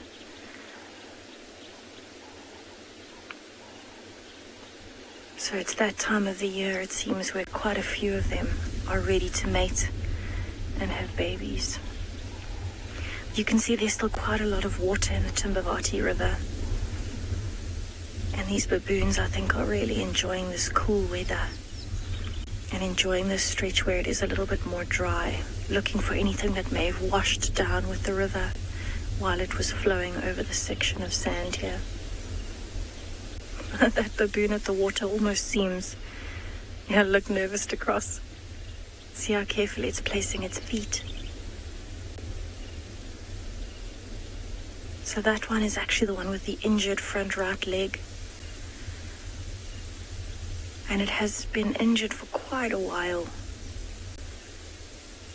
But somehow still surviving. Very interesting actually to see it crossing the river. Not often we get to see this. You can see how it's not putting any weight at all on that front right leg.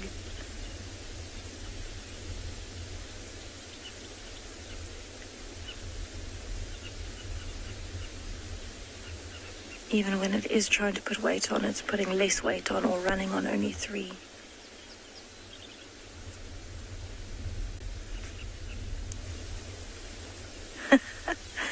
They're all chasing each other.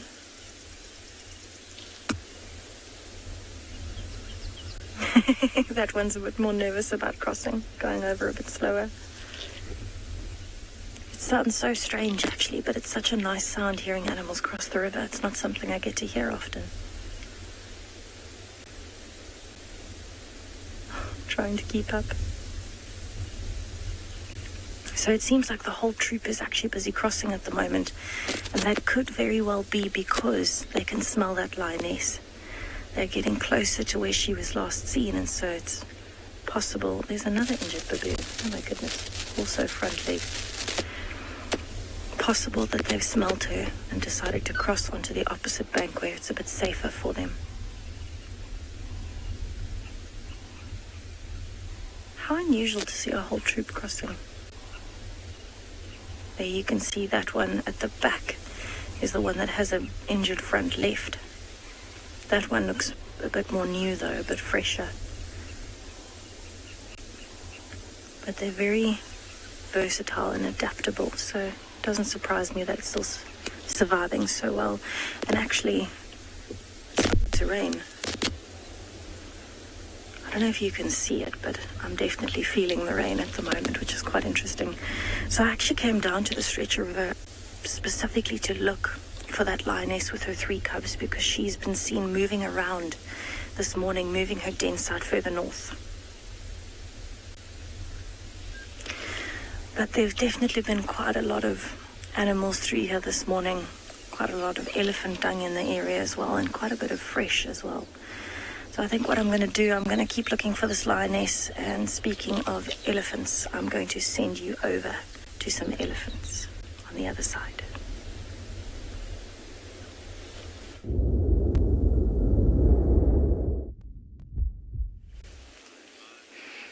We're still here, I promise.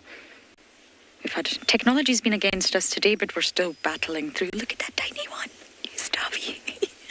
Tiny little elephant. It's very small.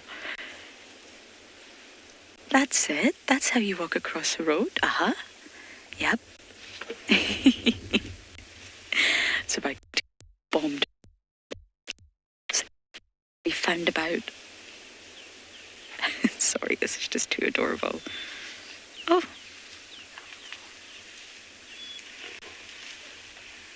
Oh, there we go. We managed to walk. We managed to put one leg in front of the other there. We found about 4 different herds this morning. We also found some buffaloes. We're going to try and go back to the buffalo. Look at this little one, Dove. He just does not know what it's doing.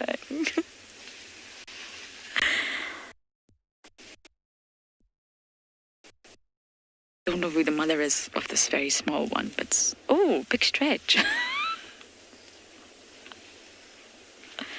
That looked like a wonderful stretch. I might do the same. But sometimes when elephants are that young... there we go, it's coming back, it's coming back. I think it's looking for mom. Trying to... It's a boy. Wow, it's a little boy.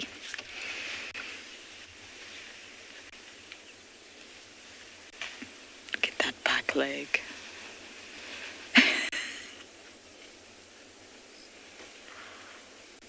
Oh, that's a nice swing. What is this youngster doing? Yoga, that's it, elephant yoga. Instead of the downward dog, we've got the downward elephant.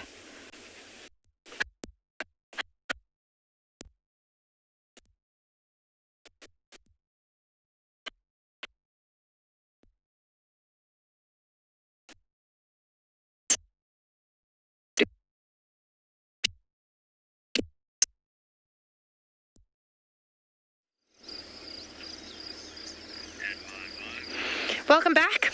We found a beautiful little bird who's being super awesome. He is, well, at the moment he's just sitting, as you can see, but this is a pin-tailed wider. The reason for his name being his long, skinny tail. There's a female somewhere close by, and he keeps displaying to her. I won't describe what he's doing. I'll wait for him to show you himself. But he's a really, really cool little bird, and he's making these little cheep, cheep, cheep noises. He's not stopping.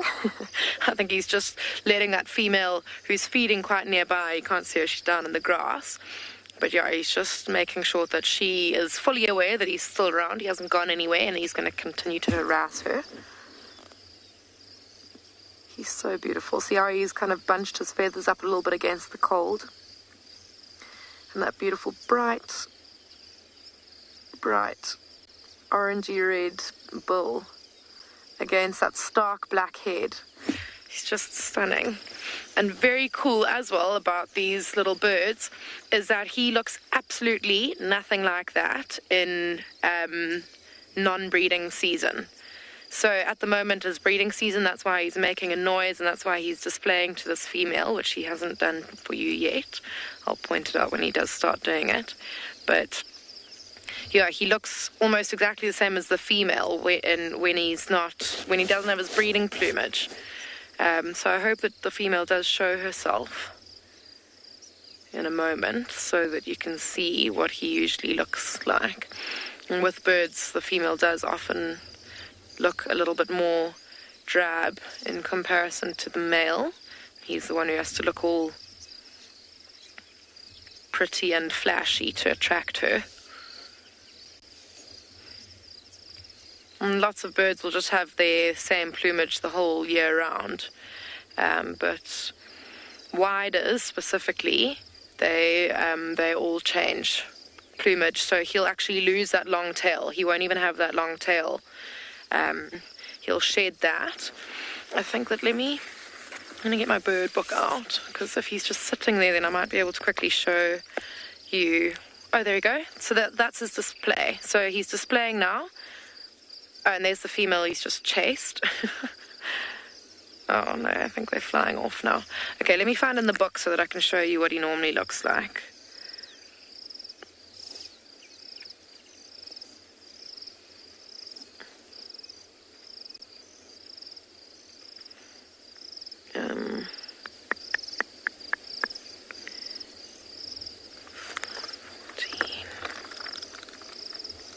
There we go.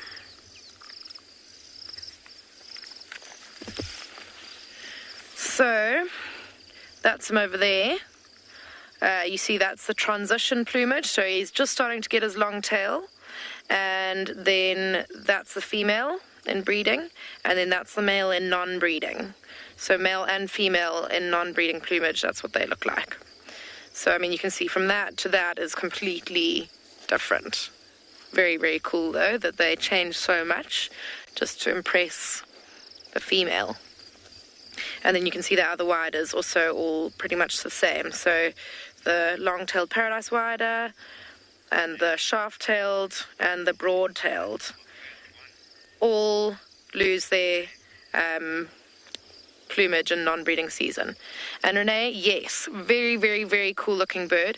So elegant with these long tails. The other one that we get in this area is the long-tailed paradise wider.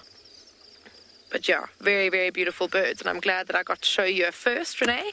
But he has moved off now. And actually, interestingly, this is exactly the watering hole that I was talking about, that those lions were hanging out around when there wasn't much other water. So we just came to check if there wasn't any other animals around here. As you can see behind me, there's absolutely nothing. So we will send you over to Tswalu while we continue searching for something else interesting and exciting to show you guys.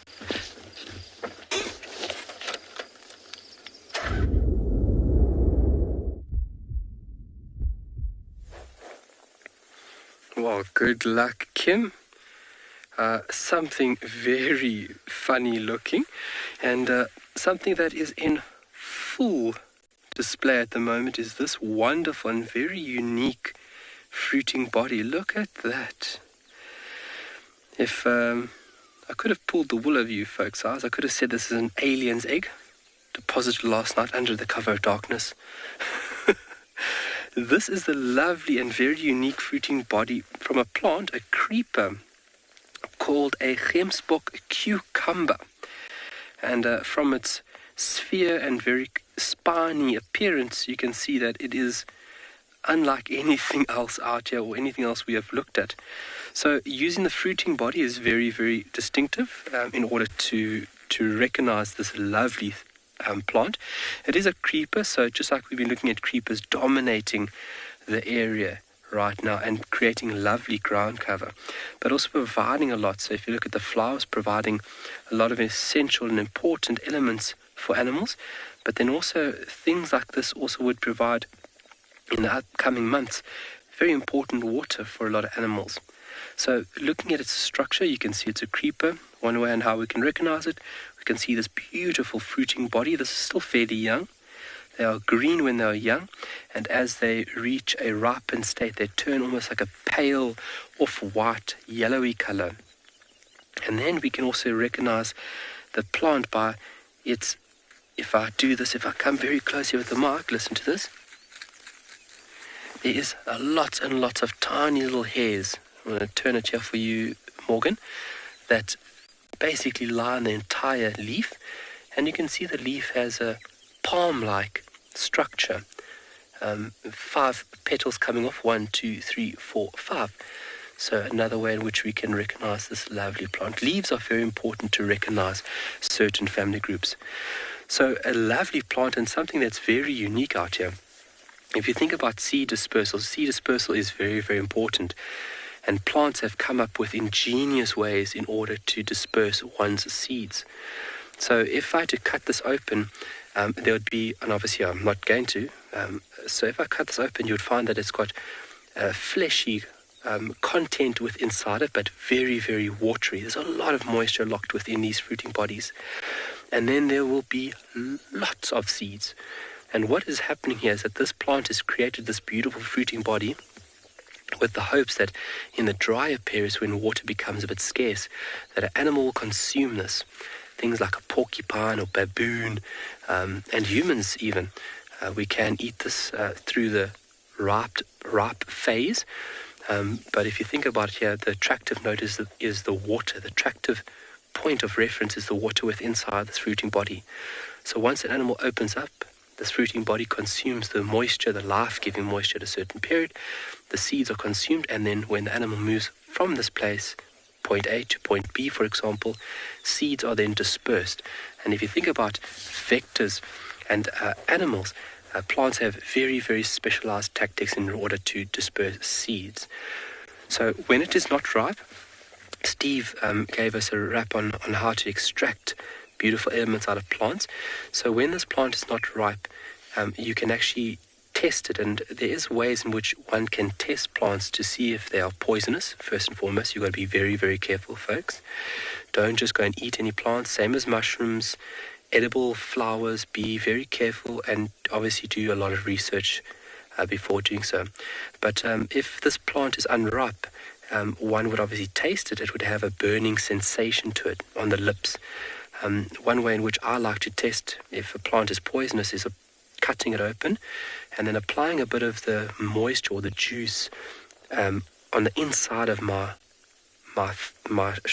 arm, where you have soft skin that is not exposed to sun a lot. So basically the inner part of your armpit, and waiting 15-20 minutes to see if there's any burning sensation. But when it is ripe, when it's got this beautiful creamy yellowy color to it, we can chop this open and we can actually consume the life-giving moisture out of there. It's beautiful, and hence the name cucumber does physically have the smell of cucumber. So when it is ripe, we can eat it just like this raw, or we can chop it open and put it onto fire, actually give it a bit of a roasted effect. You can put them on ashes even, and then consume the flesh. It's got like a sour, sweet almost taste to it. But then if you think over here now, this root structure would go down fairly deep into the soil, about 1.5 meters into the soil. Really amazing, and a life-saving, let's say at that, plant through the dry times of the year.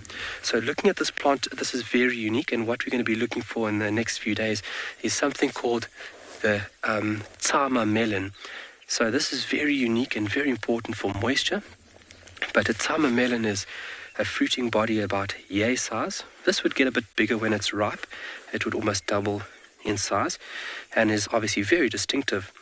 And you'll find that Tama melon is a rounded ball. It almost looks like an overgrown gem squash with these beautiful light lines running across the fruiting body. And Tama melons are amazing bodies or fruiting bodies. We could harness them and actually store them. Up to a year, 1 year, we could store that plant for its life-giving moisture. But that'll be another story for another drive. I just wanted to show you guys this absolutely wonderful and very unique structure. I mean, look at that. Look at it against my hand. That is very unique. And very, very incredible to see. But I want Morgan just to give you guys a view of the overlay of the landscape over here. And then we'll see you shortly.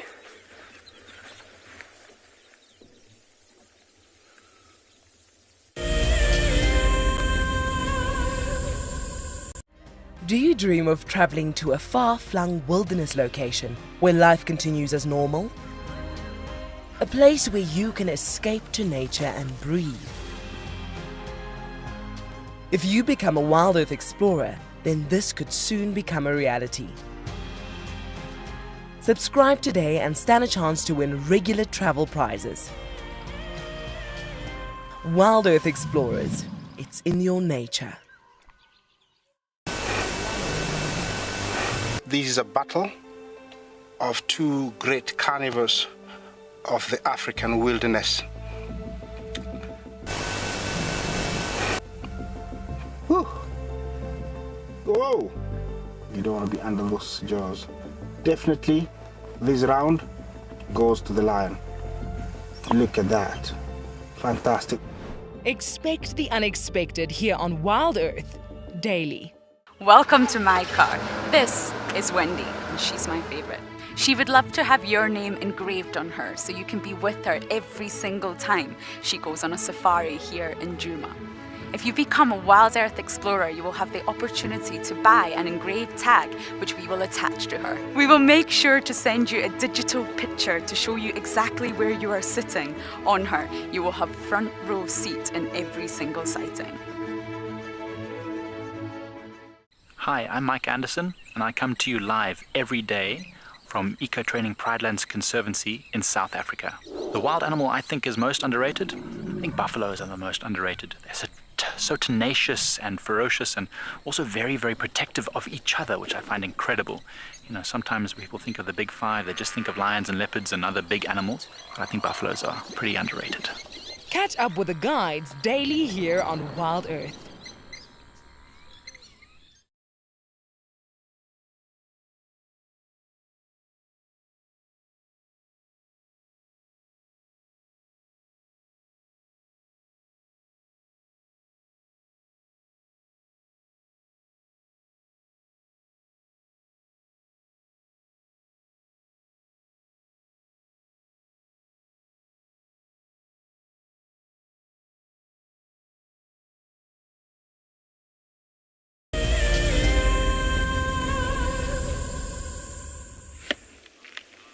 We managed to find the buffalo. It's not that difficult, but we found them. We just suffered from a little shower, but the rain seems to have subsided. The buffalo started to move inwards. They're on Djuma, and we're on the southern boundary. Oh, that one's horn was very close to a sensitive area. They're not very delicate animals. You can see that one that's missing his tail, Davy. Stumpy.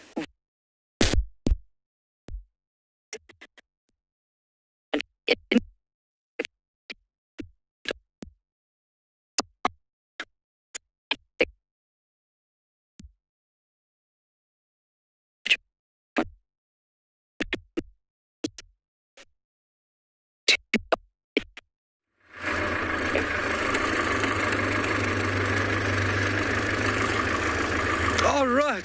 Sorry about that. I apologize, but it is a very beautiful scene here. Look how incredible that is. From the beautiful Gemsbok cucumber to a little bit of light drizzle. These clouds are very, very low, and it looks like it's bringing in a slight light drizzle in here from the east. But it is definitely one of those days where I need to park cheesy, maybe a blanket, popcorn. I hope you guys are wrapped up. Well, if it's cold where you are. If it's not, I hope you are keeping cool. This weather is fantastic to be in, and it's a shrike. It's fantastic weather to be out. It really keeps things going, so to say. Because once that heat sets in here, everything just finds shape. Gone for the day. But now, so we did find those tracks where we came to this junction, and looking at the track set, that we were right behind that cat, because we got to the junction and I tracked it just into the block, and you could see the feet moving quite far apart from each other, showing that that animal was already running. And there are some cheetah here on Tswalu, a lot of cheetah here on Tswalu, that you have 2 chances of getting close to them, and they are both 0. They are wild out here. So not to put any pressure on the animal, it was going through the block and we would be wasting a lot of time, unfortunately, to track it and lead up onto the animal. We would only find that animal maybe in the next hour or 2, when we eventually get to a spot where it feels comfortable, it starts to slow down, and then we could hopefully and potentially get a view. But there's lots of other things that we could get tapped into out here, and we thought, let's just keep the ball rolling.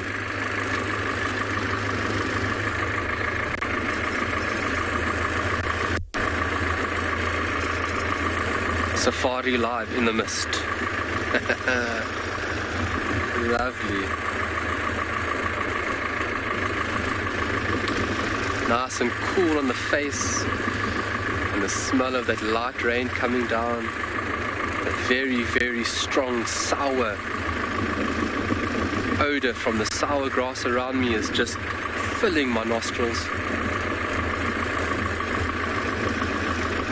And those little trickles on my face, I can just feel.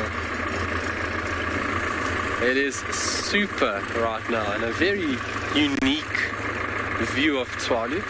Let's just we're going to get to a gap over here. What is in the road there? Somebody in the road? Is that somebody? Yes, it's a somebody. It's a jackal. Morgan going to give us a zoom in there. Yeah, sorry about the misty conditions there, guys.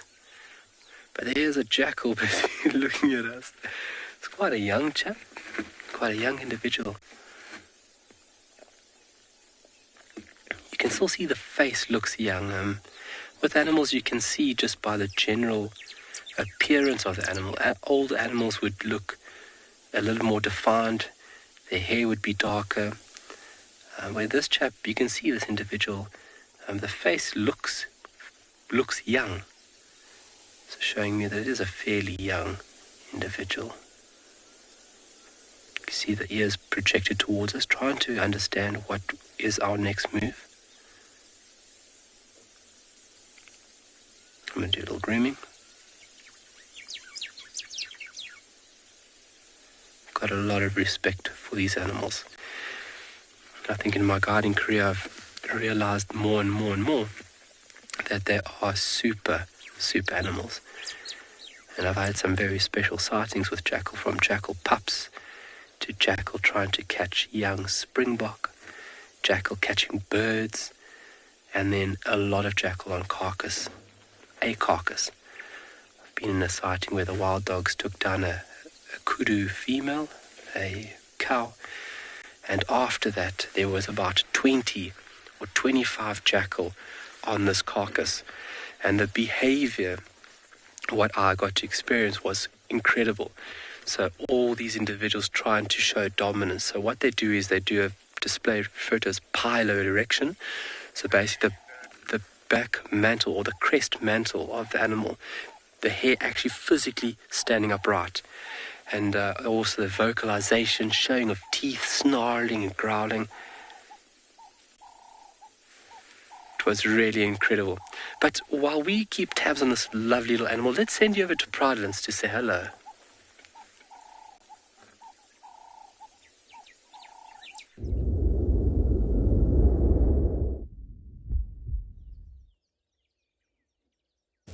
We are sitting with the tiniest little baby elephant hidden just on the right-hand side in the grass, underneath its mother, in the herd that belongs to Susan. Well, it doesn't belong to Susan. Susan belongs to that herd.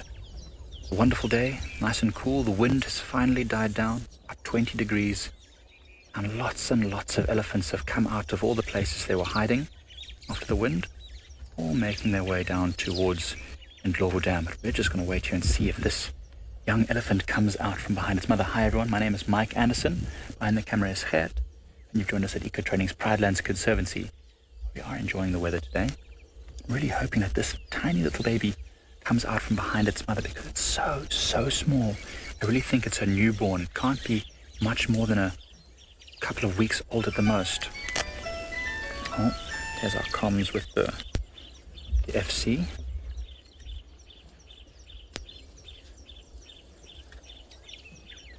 So Susan is the elephant on the left. Those of you who've been watching for a while will know Susan. She's feisty. She's a real feisty female. She's quite young. She's got tusks which are very, very narrow, and they touch her trunk as she moves her trunk up and down. That's her on the left. And we've been seeing her babysitting some younger elephants for a while now. She seems to have calmed down with a bit of responsibility. A few months ago, if we ever bumped into Susan, she would come right up to the vehicle and start shaking her head and scratching the ground and doing all sorts of strange stuff that would normally indicate that she was a little bit agitated, although normally we sit far away from them and she would come to us of her own accord. She seems to be getting a bit wiser and a bit more calm now that she's been given babysitting duties. Perhaps she got a bit of a speaking to from her own mother. And this is a small group now. There's probably a mother and all the offspring related to her, potentially. I think they're separated from the main herd, which we passed earlier, heading towards Indlovu because she's got such a tiny little baby. We'll just wait here and see if that little baby comes out. They've been feeding on what looks like an umbrella thorn. You can see that a tree that's been splintered and shattered there. The lovely thorn tree that was growing next to the road has been completely decimated. Just strange, because at this time of year you'd think they'd mostly be feeding on grass. They seem to also enjoy changing up their diet once in a while. It's always important. And we're actually still in the area where some lions and cubs were spotted last night by the landowner. Apparently 6 youngsters and 2 lionesses. We've seen their tracks this morning, but with this grass as thick and as long as it is, we haven't been able to find them. And to be honest, with all these elephants moving up and down around this area, I'm sure those lionesses will have moved their youngsters away from here. Not particularly safe for lion cubs when there's so many elephants around, especially when the elephants have youngsters themselves. They'll be very, very keen to defend themselves and chase off any potential predators.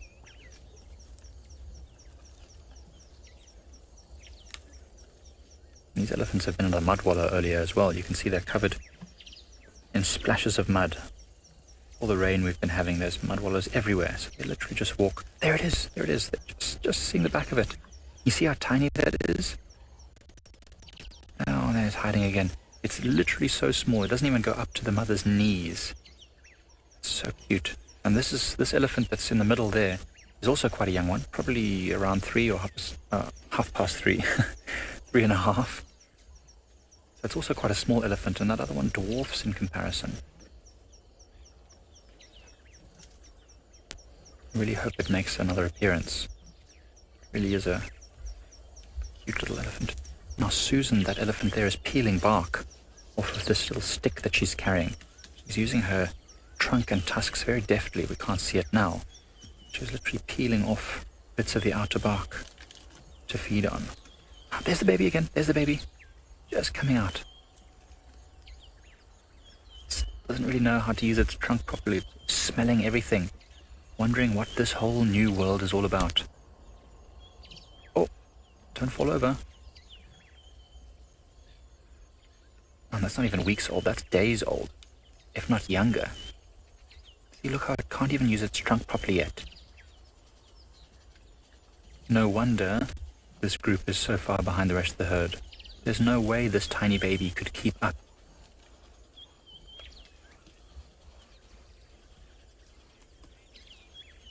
So 50 baby elephants are literally the most entertaining animals you could ever watch. Elephants in general are just fun to watch. The baby ones are especially cute.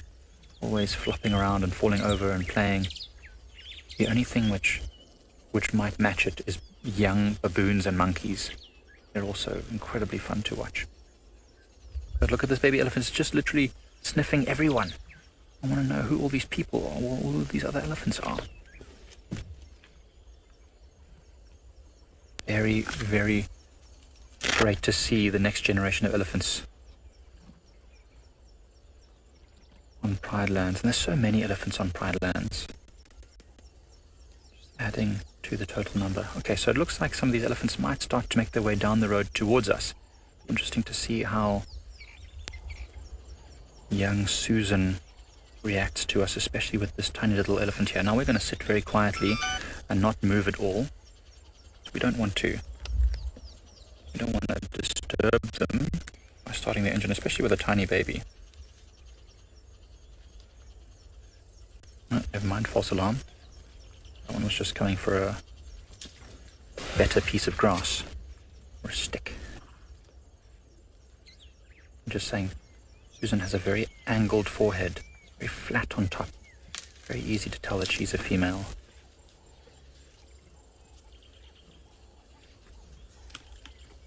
Hopefully we'll get to see it again. She turns around. Lovely to see these families and how close-knit they are.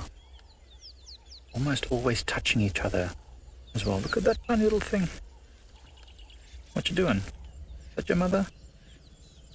I assume it is. Well, otherwise it's very strange that it's suckling there. So tiny. Look at the gap between the belly and the back of that elephant. I don't think it is the mother, to be honest. I was a bit confused. That's the cutest thing ever. I can just hear this very low, rumbling sound.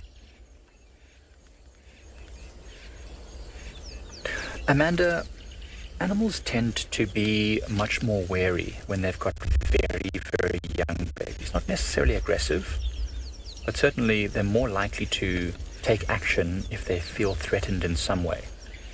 So I don't think that an elephant runs around attacking everything just because it's got a baby, but it definitely will be quick to, chase off a lion that came too close. Oh, look at that tree's about to come down. This elephant is going to push down this tree.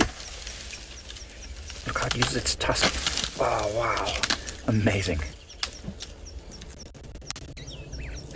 Well, I guess that's as easy as that. Very impressive. She hardly looked like she used any energy at all.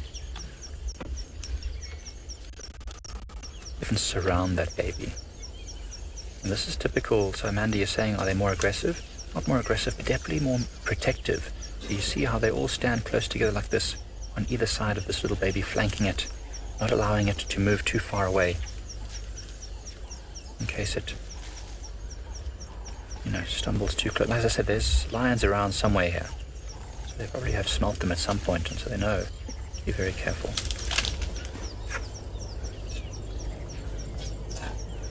Look at that little baby trying to suckle. There's no milk in that elephant that it's trying to suckle from, as far as I can tell. It's trying its luck. I think it's so young, it doesn't really know yet, probably.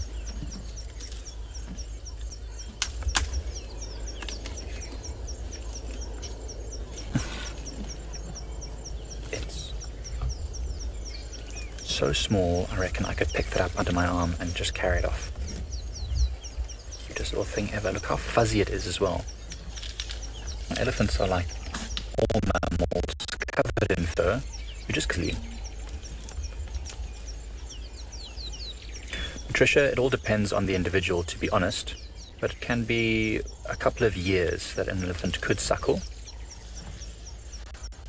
I've seen elephants far older than a few years also suckling. Let's say probably around about 2 to 3. I stand to be corrected, but once their tusks are emerging and they've got a full set of teeth and all the rest, there's no reason for them to keep suckling. And eat. I mean, you see elephants also very young, starting to be weaned, starting to nibble on grasses. I mean, they're constantly learning what the mothers feed on, and they'll go and eat directly from the clump of grass that the mother fed on and put it in their mouth and chew it a bit. But I mean, every animal is so different. I mean, I've seen lions that were years old already, and now they're supposed to stop suckling at a few months, start eating like little bits of meat. I've seen a lion that's probably about 3 years old trying to suckle from another lioness who's got cubs. And she allowed it, even though this lion has full teeth and eats meat and hunts and does all the rest. She was allowing it to suckle, so it's very odd. It was an unusual behavior, but anything's possible. I'm so interested that they're spending so long feeding on this one particular patch, in this one tree. There's so much green stuff here, so they should have moved on by now, but hey, why rush?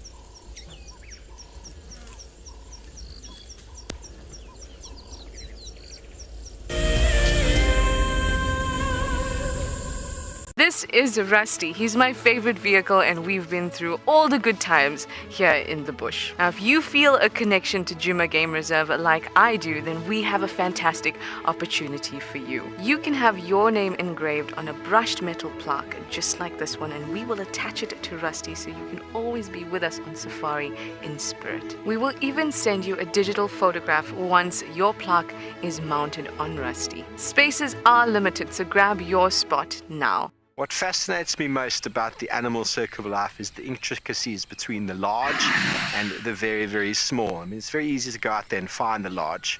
Once you found the large, the cascading effect down to the small absolutely fascinates me. Alertness and situation awareness is by far the number one aspect for protecting ourselves out on safari. Catch up with the guides daily here on Wild Earth. It's no secret that nature can heal. Some of our Wild Earth viewers are finding solace in the outdoors close to their homes during lockdown. This is how I keep myself busy during lockdown. Beautiful little jumping spot.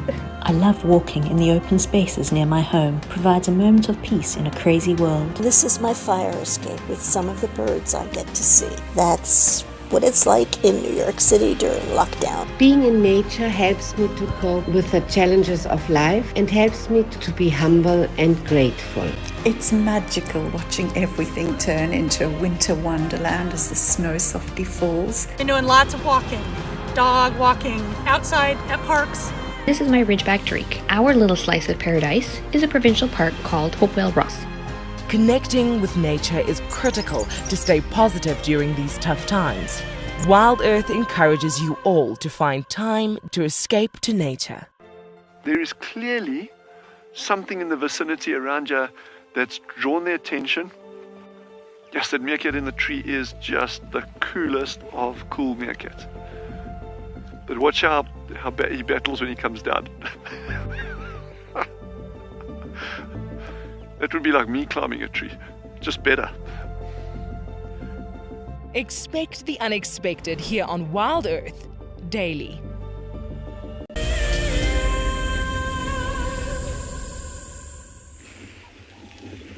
The gremlins are trying very, very hard with us this afternoon, and you will have to excuse me. The rain is just starting to come down quite heavy, so I am covering some of the gear in the front of the car as we speak.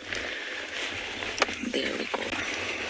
I may have to put on more covers shortly, but we're still with the buffalo. They really haven't gone very far. What is dripping from your mouth, dear? Yes, you look away. Now, just the other day I read buffalo being described as the mafia of the animal kingdom.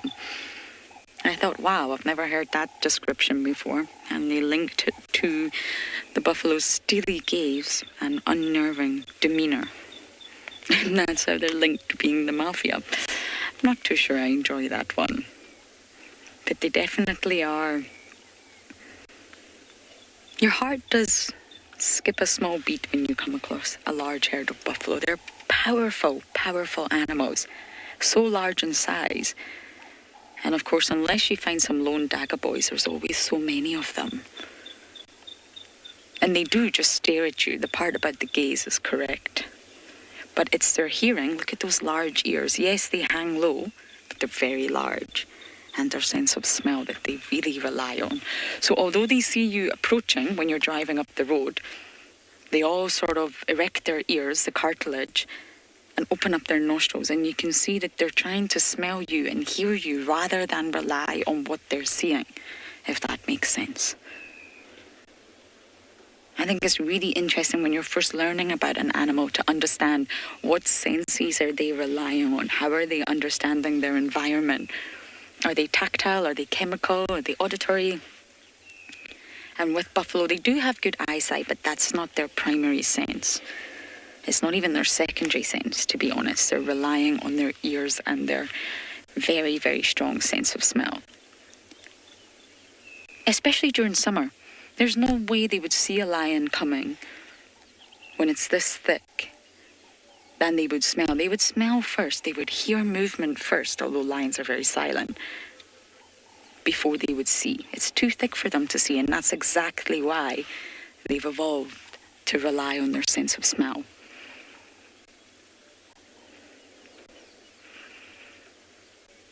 It's been a while since I've seen buffalo, but they seem to be all around. You can see buffalo tracks, dung piles everywhere on the reserve at the moment.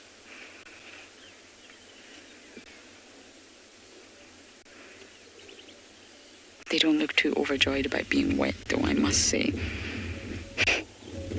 I feel you. We're getting wet too.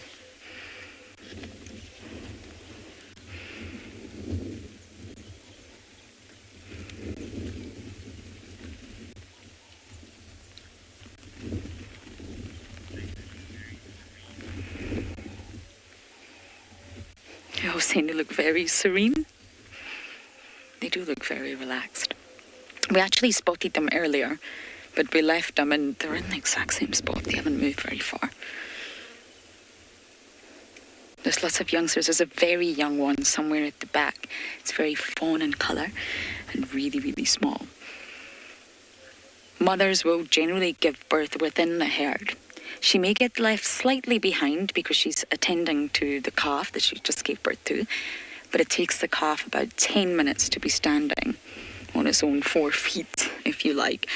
They're remarkably precocial, as with most sort of prey species, if you like. So the mother will do her best to keep up with the herd because the herd offer protection. They're not going to harm her young, and it benefits all the mothers to stay in the herd. So if she does lag behind, it will be very temporary. Okay, I think Davy and I are going to put our rain covers on for now, and we're going to send you across to Mike in Pridelands.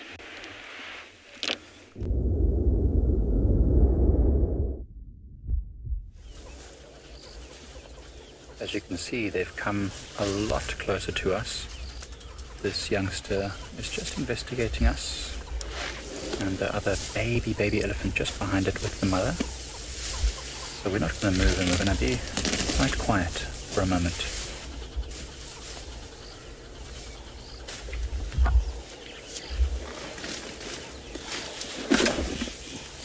Yes, I know. Look what it's doing. This is the weirdest thing. This is what Susan used to do. Now, this is not Susan. Don't be silly now, elephant. Elephants often do that in order to try and intimidate something. We're not going to be intimidated. We're just sitting here quietly.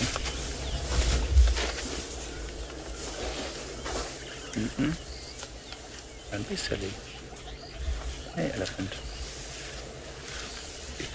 You can see the mother's taken the other youngster, the very tiny one, a bit away. We've been sitting here quietly. They walked over because these youngsters came to investigate us. The mother came with them just to make sure they were going to be safe. And when she realized that there was no danger here because we're sitting so quietly, she took the baby away. She's busy doing a bit of a dust bathe now. She's throwing dust and dirt on herself. And really interesting. So the baby's so small, it doesn't yet know exactly who's who. So it's been suckling from all these elephants. Literally goes up to any of the elephants and tries to suckle from them. And I think Susan got a bit annoyed. The elephant at the far back there. She got a bit annoyed with this baby trying to suckle from her constantly. So she's a bit grumpy at the moment.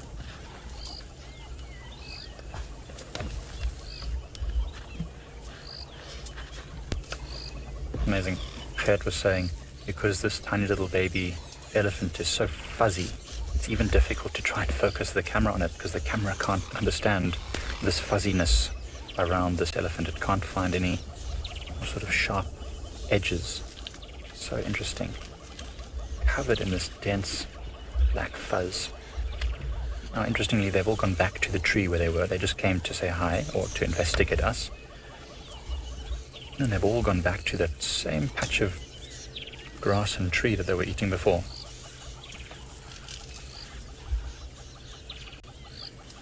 I was doing a bit of research now whilst we were off air, using the Stewart's Mammal Guide, and it was telling me that elephant calves can sometimes suckle anywhere between 5 and 10 years, which seems extremely long to me, because by then they've got new youngsters. But anyway, Douglas, definitely elephants fight all the time. I mean, they're intelligent animals that live in a social situation, and so there's times when, of course, they get on each other's nerves, if I can put it that way, and they have little arguments and little rumbles, and sometimes, one of the elephants steps on the toe of another one and they push and they shove. Sometimes they step too close to another one's calf and they get angry. In fact, we saw a little bit earlier a female being chased at a high speed by a male who was, let's put it, very in a state of arousal. He wasn't in must, but he was clearly very interested in this female, and so he was chasing her, and she was really running away and trumpeting as she went. It was very, very interesting to see. So, of course, elephants always, not always, but can often get into little conflicts with each other. Like any family, but they're very close-knit, so they're usually able to sort out the problems pretty quickly. If you can hear the hornbills around us in full display, having lots and lots of little wing-up displays and making lots of noise. Very peaceful morning after 2 days of very, very strong driving wind and rain. It's nice to have a very calm morning.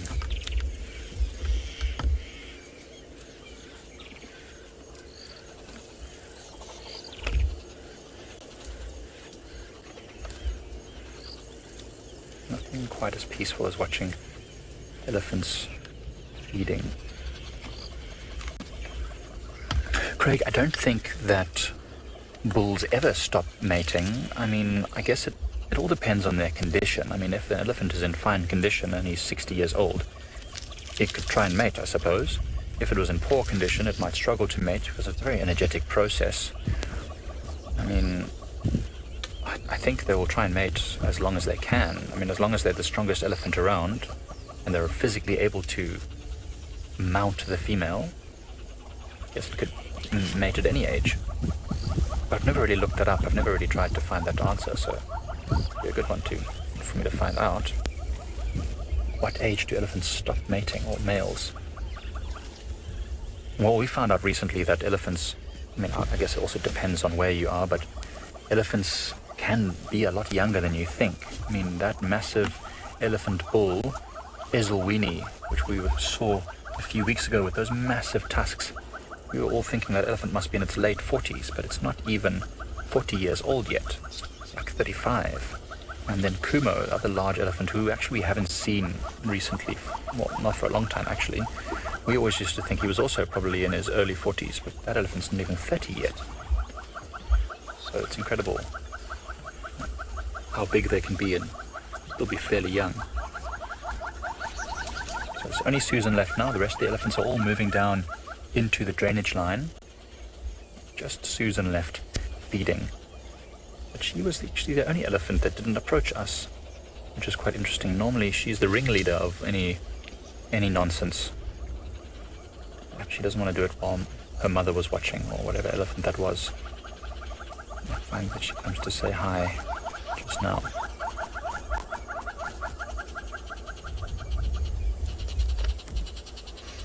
Right now content to feed on that Senegalia. Very tough skin on their trunks, very sensitive, but tough. Able to pull off those leaves and branches with their very strong hooked thorns. Sam, that's another interesting question, and I love all these questions. Elephants can give birth basically anywhere. I've seen elephants giving birth. I've never seen an elephant give birth, but I've seen pictures and videos of elephants giving birth on open plains, in thickets, in water even. Not deep water, because the poor baby elephant wouldn't make it then. But in shallow water, the edges of rivers, I suppose it could be anywhere, wherever the female is most comfortable. And it's a big event. When an elephant gives birth, or when there's mating, anything like that, it's a big event. All the other elephants start trumpeting and rumbling and moving around, and there's lots of excitement. We'd love to be able to see it one day. And I mean, this youngster that we saw a moment ago couldn't be more than a couple of days old. The umbilical cord is still very swollen in its belly, so it's not long born, a day or two. One day I'll get to see it. But yes, anywhere. I can give birth wherever it's comfortable. Preferably somewhere soft, I suppose. Quite a hard landing if it gave birth on a road like this. It would be so pleasant for its baby.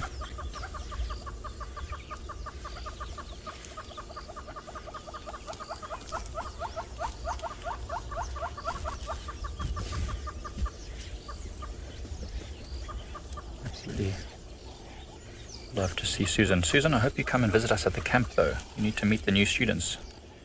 Our new students arrived yesterday afternoon at camp. Of course, the first thing they saw when they arrived was the very full waterhole and elephants swimming in it. So now there's 2 herds that have gone to the waterhole, and hopefully Susan and this small group is also going to make their way there. Always good for the students to meet the locals.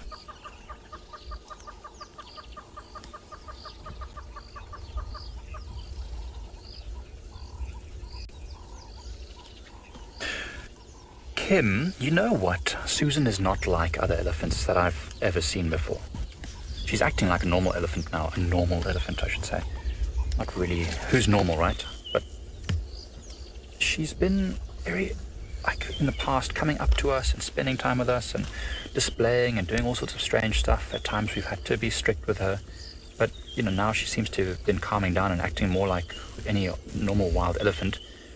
And she's alone at the moment, and we have seen her alone in the past, but it's not normal, and I don't know that she likes it, or maybe, I don't know what's wrong. I mean, I wonder if elephants can have, what's the word I'm looking for?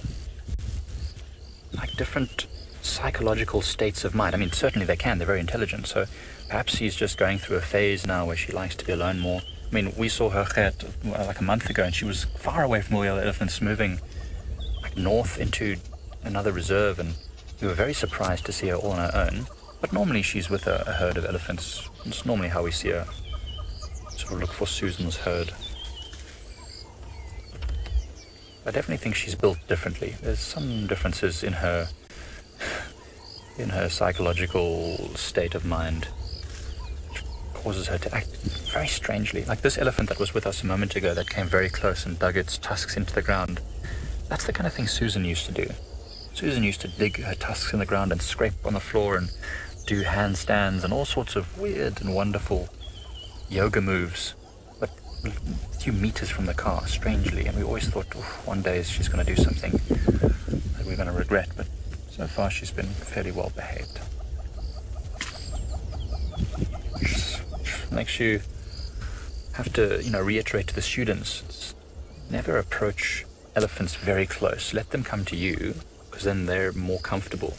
You drive into a herd of elephants, you could have a Susan character who would come up very close and cause a little bit of discomfort for you or your guests, and that's never going to be a fun thing. No one should be uncomfortable when they're looking at animals like elephants. I love these questions, everyone. Keep them coming. Remember, if there are any youngsters watching, if you're under the age of 18, pop your questions to kidquestions@wildearth.tv. Anyone else can register on the Wild Earth website and head over to the live Safari page and submit your questions there. We love them. It's always fun. It makes for an interesting game drive when we get tested on our knowledge.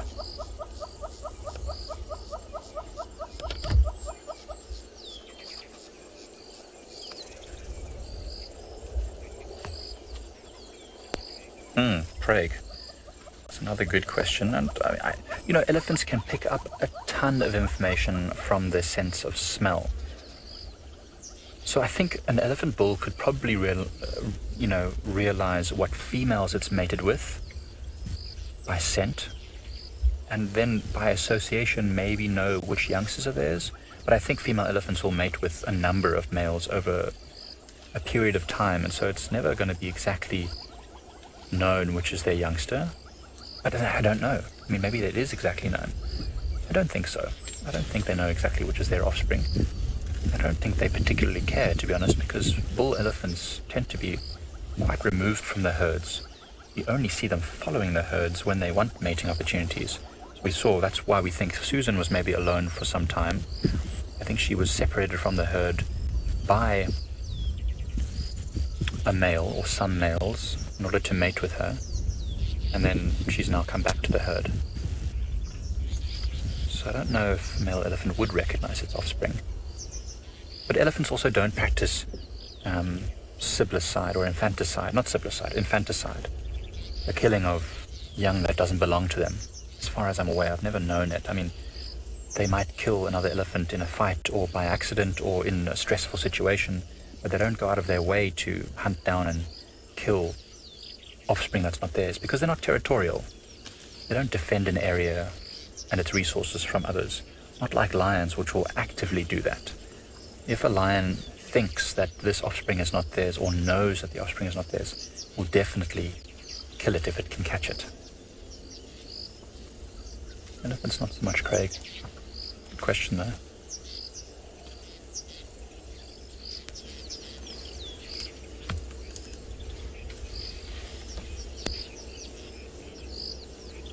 Redford House, that's quite something that needs to come with watching an elephant group. I mean, to know which is the matriarch. So first of all, it's always going to be a female, because elephants are matriarchal, so the females are always in charge. And then it's normally the oldest female. So you'd look for the biggest one, or the one that looks the oldest, discount all the younger ones.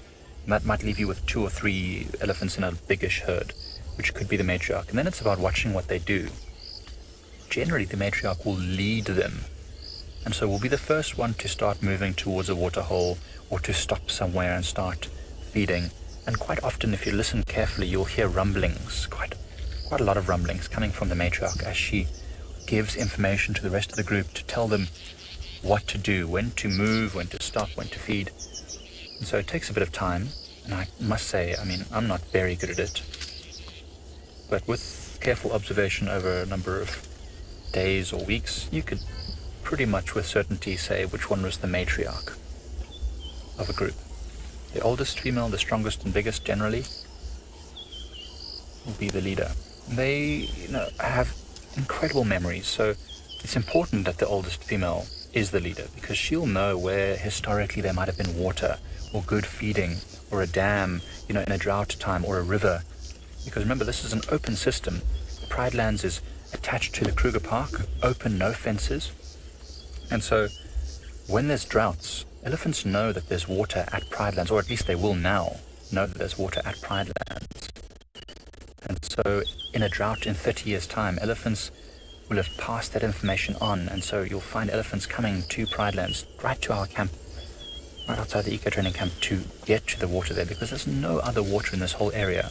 And likewise, if water ran out at our dam for whatever reason, you might find elephants moving hundreds of kilometers if necessary on a historical migration route to get to water somewhere else.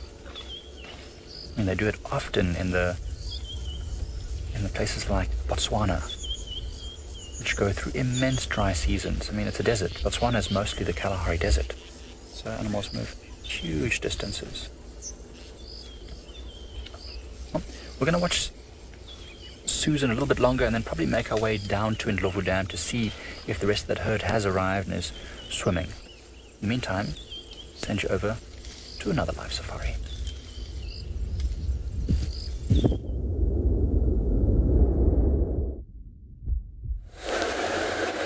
Thanks, Mike. Well, the rain is just that uncomfortable rain that just sort of comes in at the side. It's okay if we find something, but we've got our flaps down, we've battened down the hatches. It's one of those sort of irritating moisture rains that just gets in everywhere and wets the equipment and the radios, and we've just got to keep everything covered.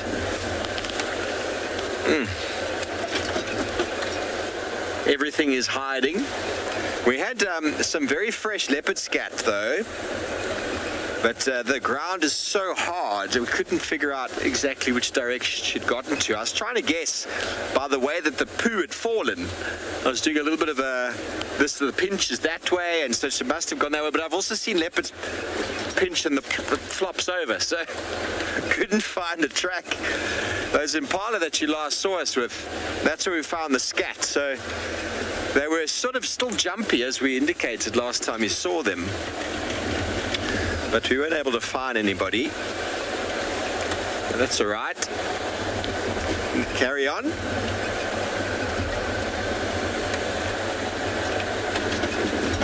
Excuse me if I'm pulling a little face. The side cutting rain just gets you right in the eyes. I need to get my clear eye protective glasses again with little windscreen wipers.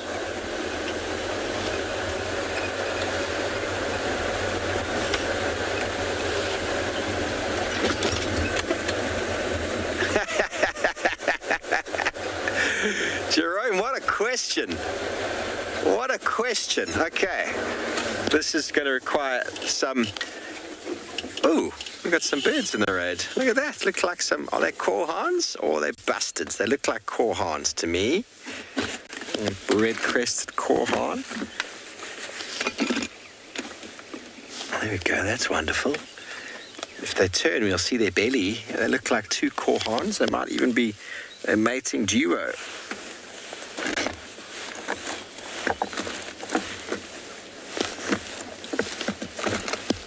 Do I not have my book? Yes, I do. I do have my book. Ooh. Such wonderful birds, aren't they? Okay, so Jerome wanted to know about, do all animals have pinch points on their scat? Well, first of all, Jerome, only predators regarding cats and the like have scat. So here's a nice little picture of a lion on the left that doesn't really have a pinch, but the size of it should be very easy to identify. Lots and lots of fur, bone. We found some yesterday that actually had some impala hooves in it. And we go down here to the leopard. The leopard's got that very characteristic pinch at the end, but you don't always see it. See over here, two different types, but there's definitely a pinch there. There you can see is full of porcupine quills. Cheetah on the other side doesn't have, and I don't know why, whereas caracal does, a little pinch over there. African wildcat at the bottom, you won't notice the pinch, but you will notice it's been dug in the ground like that of a steenbok. Okay, let's turn over the page, and then jackals and the like generally deposit their dung on top of other dung. So this is often on top of elephant dung or on top of another midden. And then mongooses are all much, much smaller. But I'm going to go a few pages back to the hyena. Where's the hyena? Sorry about my page turning. There we go. So here's the hyena. They come out in these big nuggets. Almost looks like that. The whiteness is obviously something after a period of time, but these nuggets sort of fit into each other. You can see on the right, they fit in perfectly, and often very, very white after a few days. But when they're fresh, though, they're actually quite green, but they definitely lack the pinch. Okay, so that's what Jerome was wondering about, the pinch. So then on the left, we've got civet, and these can be extremely large, and you can quite often think to yourself, my goodness, who indeed made that? But civets are in civetries, so they use massive toilets for depositing their dung. They don't waste it on just a walk down the road. They will often put it in some form of a midden. And so the brown hyena, which we don't get here, would often obviously very similar to that of the spotted hyena. I've never seen or identified perfectly brown hyena scat. So I hope that helps, Jerome, with a whole lot of poo this morning just for you. Always a nice topic, isn't it? Measure it. Get a stick when it's predators. Don't use your fingers. break it open to see what's inside, because different consistencies will indicate what's in there. If there's fruit and grass, it could be jackal. If it's on top of something, it's very likely a jackal. If it's in a midden, make a note of that. Leopards are much smaller, lions are much bigger. But don't forget, you do get small lions as well. And hyenas will often do them in middens on the side of the road. You won't generally find them just on their road.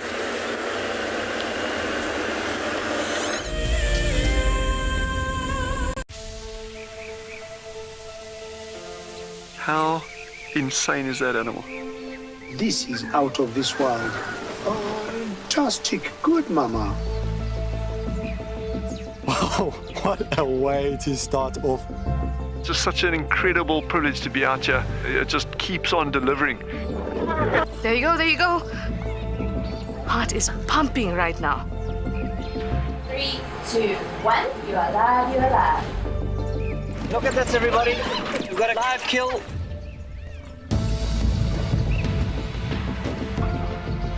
The cock's holding the tail. It's holding tight. Lucky wildebeest. There's nowhere to go. This is a disaster in the making.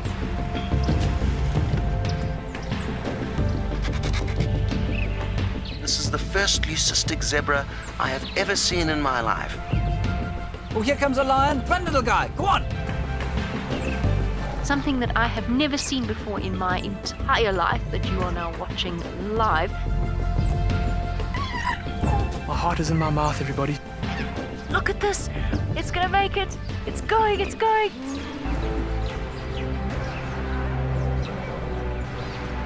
This is just too magical. Hi, little guys. That's great, isn't it?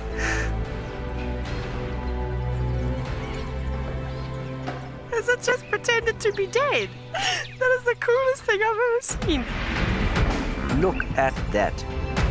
Scuba Steve has got a friend. You got a friend in me. It couldn't be a better morning. This is just too special. Oh my goodness, we've got a turtle. How epic is the fact that we come into live on the Chobe River? It's the most incredible feeling to be here. This is live and we're in Rwanda. This is a very, very different adventure, charged with emotion. Look at that little zebra about to be born. There's the head. Oh, you clever mare. Well done. I did not think I would ever face my fears like this.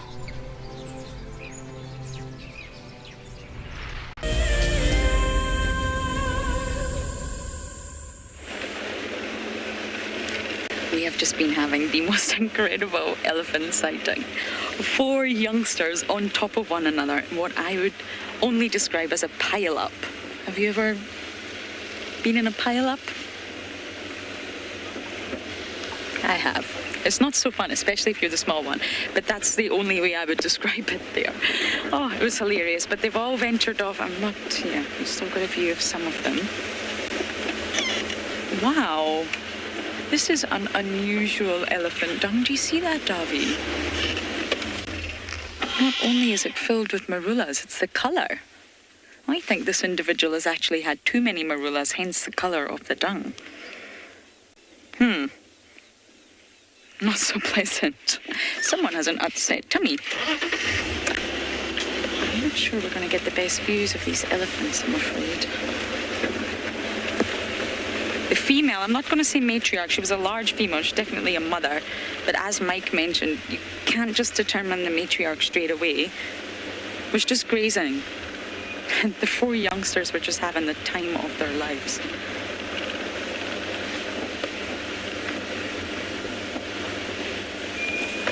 Okay, it's not the best views, but we have some elephants. I wonder if the marulas affect the coloration of the dung. That's a very yellow dung pile. Or whether it's just an upset tummy in general, I wonder.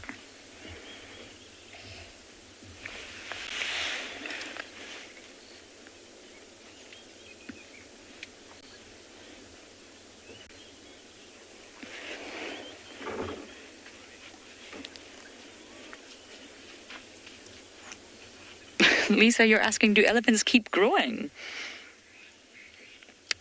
I'm guessing you mean in the older stages, because of course they're growing when they're younger. They do reach a maximum size once they reach adulthood. So once a cow or a bull is a full size, it will be a maximum size where they don't grow any further, which is very similar to humans. In fact, we start to shrink, don't we? Once we reach old age, we get smaller. But they will have a maximum size. They don't keep growing for eternity once they reach full adulthood.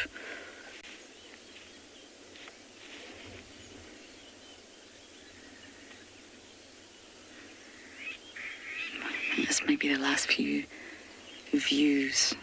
They're going to disappear off into the thicket. There's just elephants everywhere today. And that's why you've got to be really careful when you're driving as well. You don't want to take a blind corner too fast and not see that there's a herd of buffalo or elephants around the corner. The vegetation is just so thick, you really don't know what's around the corner. I mean, of course, unless you can see the tracks and the dung, then you can figure it out. But if you're coming from the opposite direction, then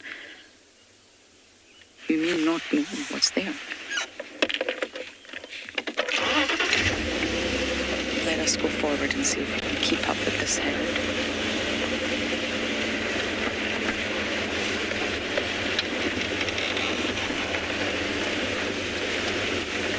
Mumsy, you're asking displacement behavior.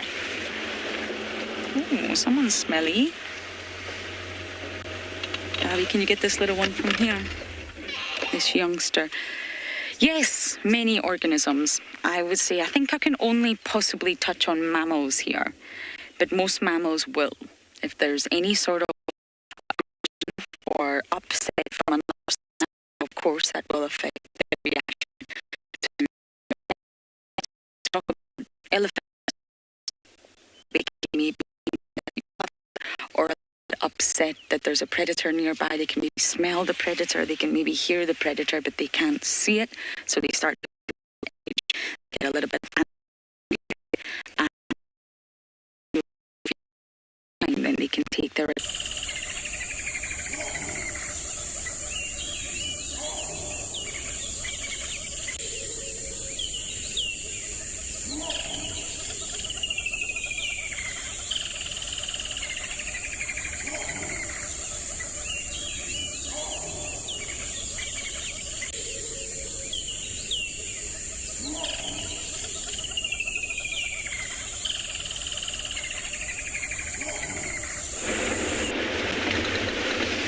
Sorry about that. I don't quite know what happened there. We've left the elephants. They've gone and... Well, actually, there's more here. I'm not sure if I can get a view for you. Can you work with this, Davi? I don't quite know where I got to in that question, but yes, most mammals will display displacement aggression. I've actually seen it in fish as well, believe it or not. But it's slightly more trickier when you refer to other groups, such as birds, fish, amphibians, reptiles. It's far more easier to relate to mammals. But elephants are probably the most famous for that sort of behavior, and it's because they are highly reactive and very emotional beings. They are sensitive. They do react to things, sometimes things that are not worth reacting to. But yes, other organisms, absolutely. I think we are going to bumble on. This herd has started to completely separate and head off into the thicket.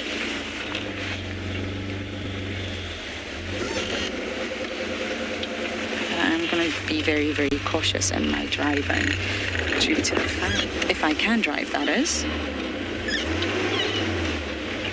Just in case there's other members or other herds around.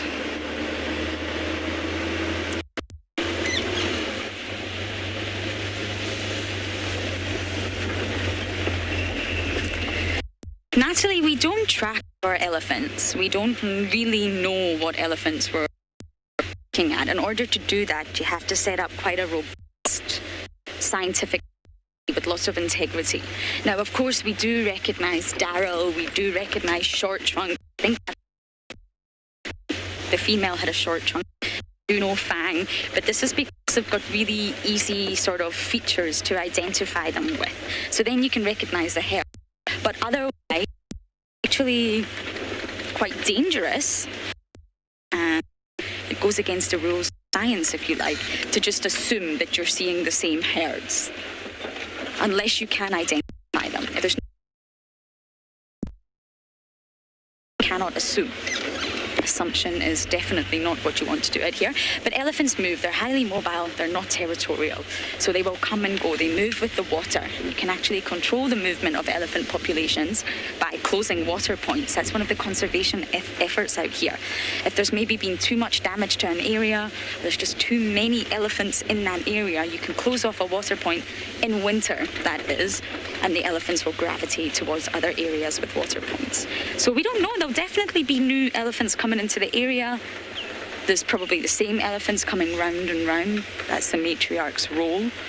Her role is to lead her herd from successful areas to successful areas in terms of food and water and resources for her herd. So they'll use the same paths. So absolutely, there will be new herds coming in, but you have to think of the Sabi Sands, the size of the Sabi Sands and where the fences are. Unfortunately, we do not get elephants waiting at the gate to come in. I don't think they would get in. Their thumbprint won't work, that's why. My thumbprint also doesn't work sometimes, but yes, we will get new elephants in the area.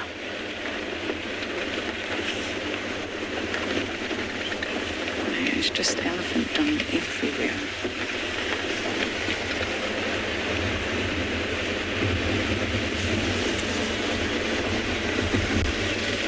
I hope the rain stays off for this afternoon, I must say. It's definitely better than yesterday, though. The little patches of blue sky.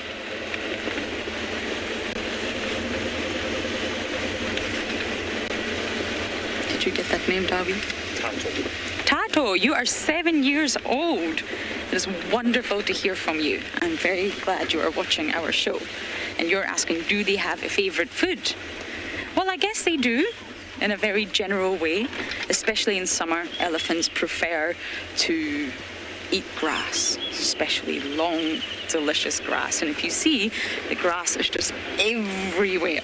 And they will have their favorite types of grass. Not all grass types out here are nutritious, and not all grass types are palatable. Some of them are and the animals will not enjoy them.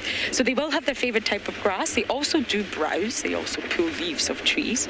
They also go for the inner layer in bark. And they just love marulas. But who doesn't? Who doesn't love marulas? I wish I could collect them all and send them to you through some portal and it would land in your lap. But marulas are incredibly delicious and they just love them. So yes, their favourite food, the easiest food for them to eat is grass. They just rip it, pull it up with their trunk, and it's very easy for them to chew. It doesn't have high impact on their molars. But during winter, this will change. It changes seasonally. Depends what kind of year you're having. Depends on the environment that the elephants are in. For example, Sabi Sands, where we are, compared to the Masai Mara, is very, very different. So the elephants in both areas will have different diets. They'll have different sort of favorites, if that makes sense. And I do believe we have came to that time of day where it's time to wrap the drive. So I do apologise about all the gremlins, the nasty, nasty gremlins, but I am more than sure that Marcel and all the tech team will be fighting them off. So of course we will be out this afternoon coming to you from a wide range of locations, so please do join us. Thank you for jumping on board. It's been an absolute pleasure and we will see you this afternoon. Bye for now.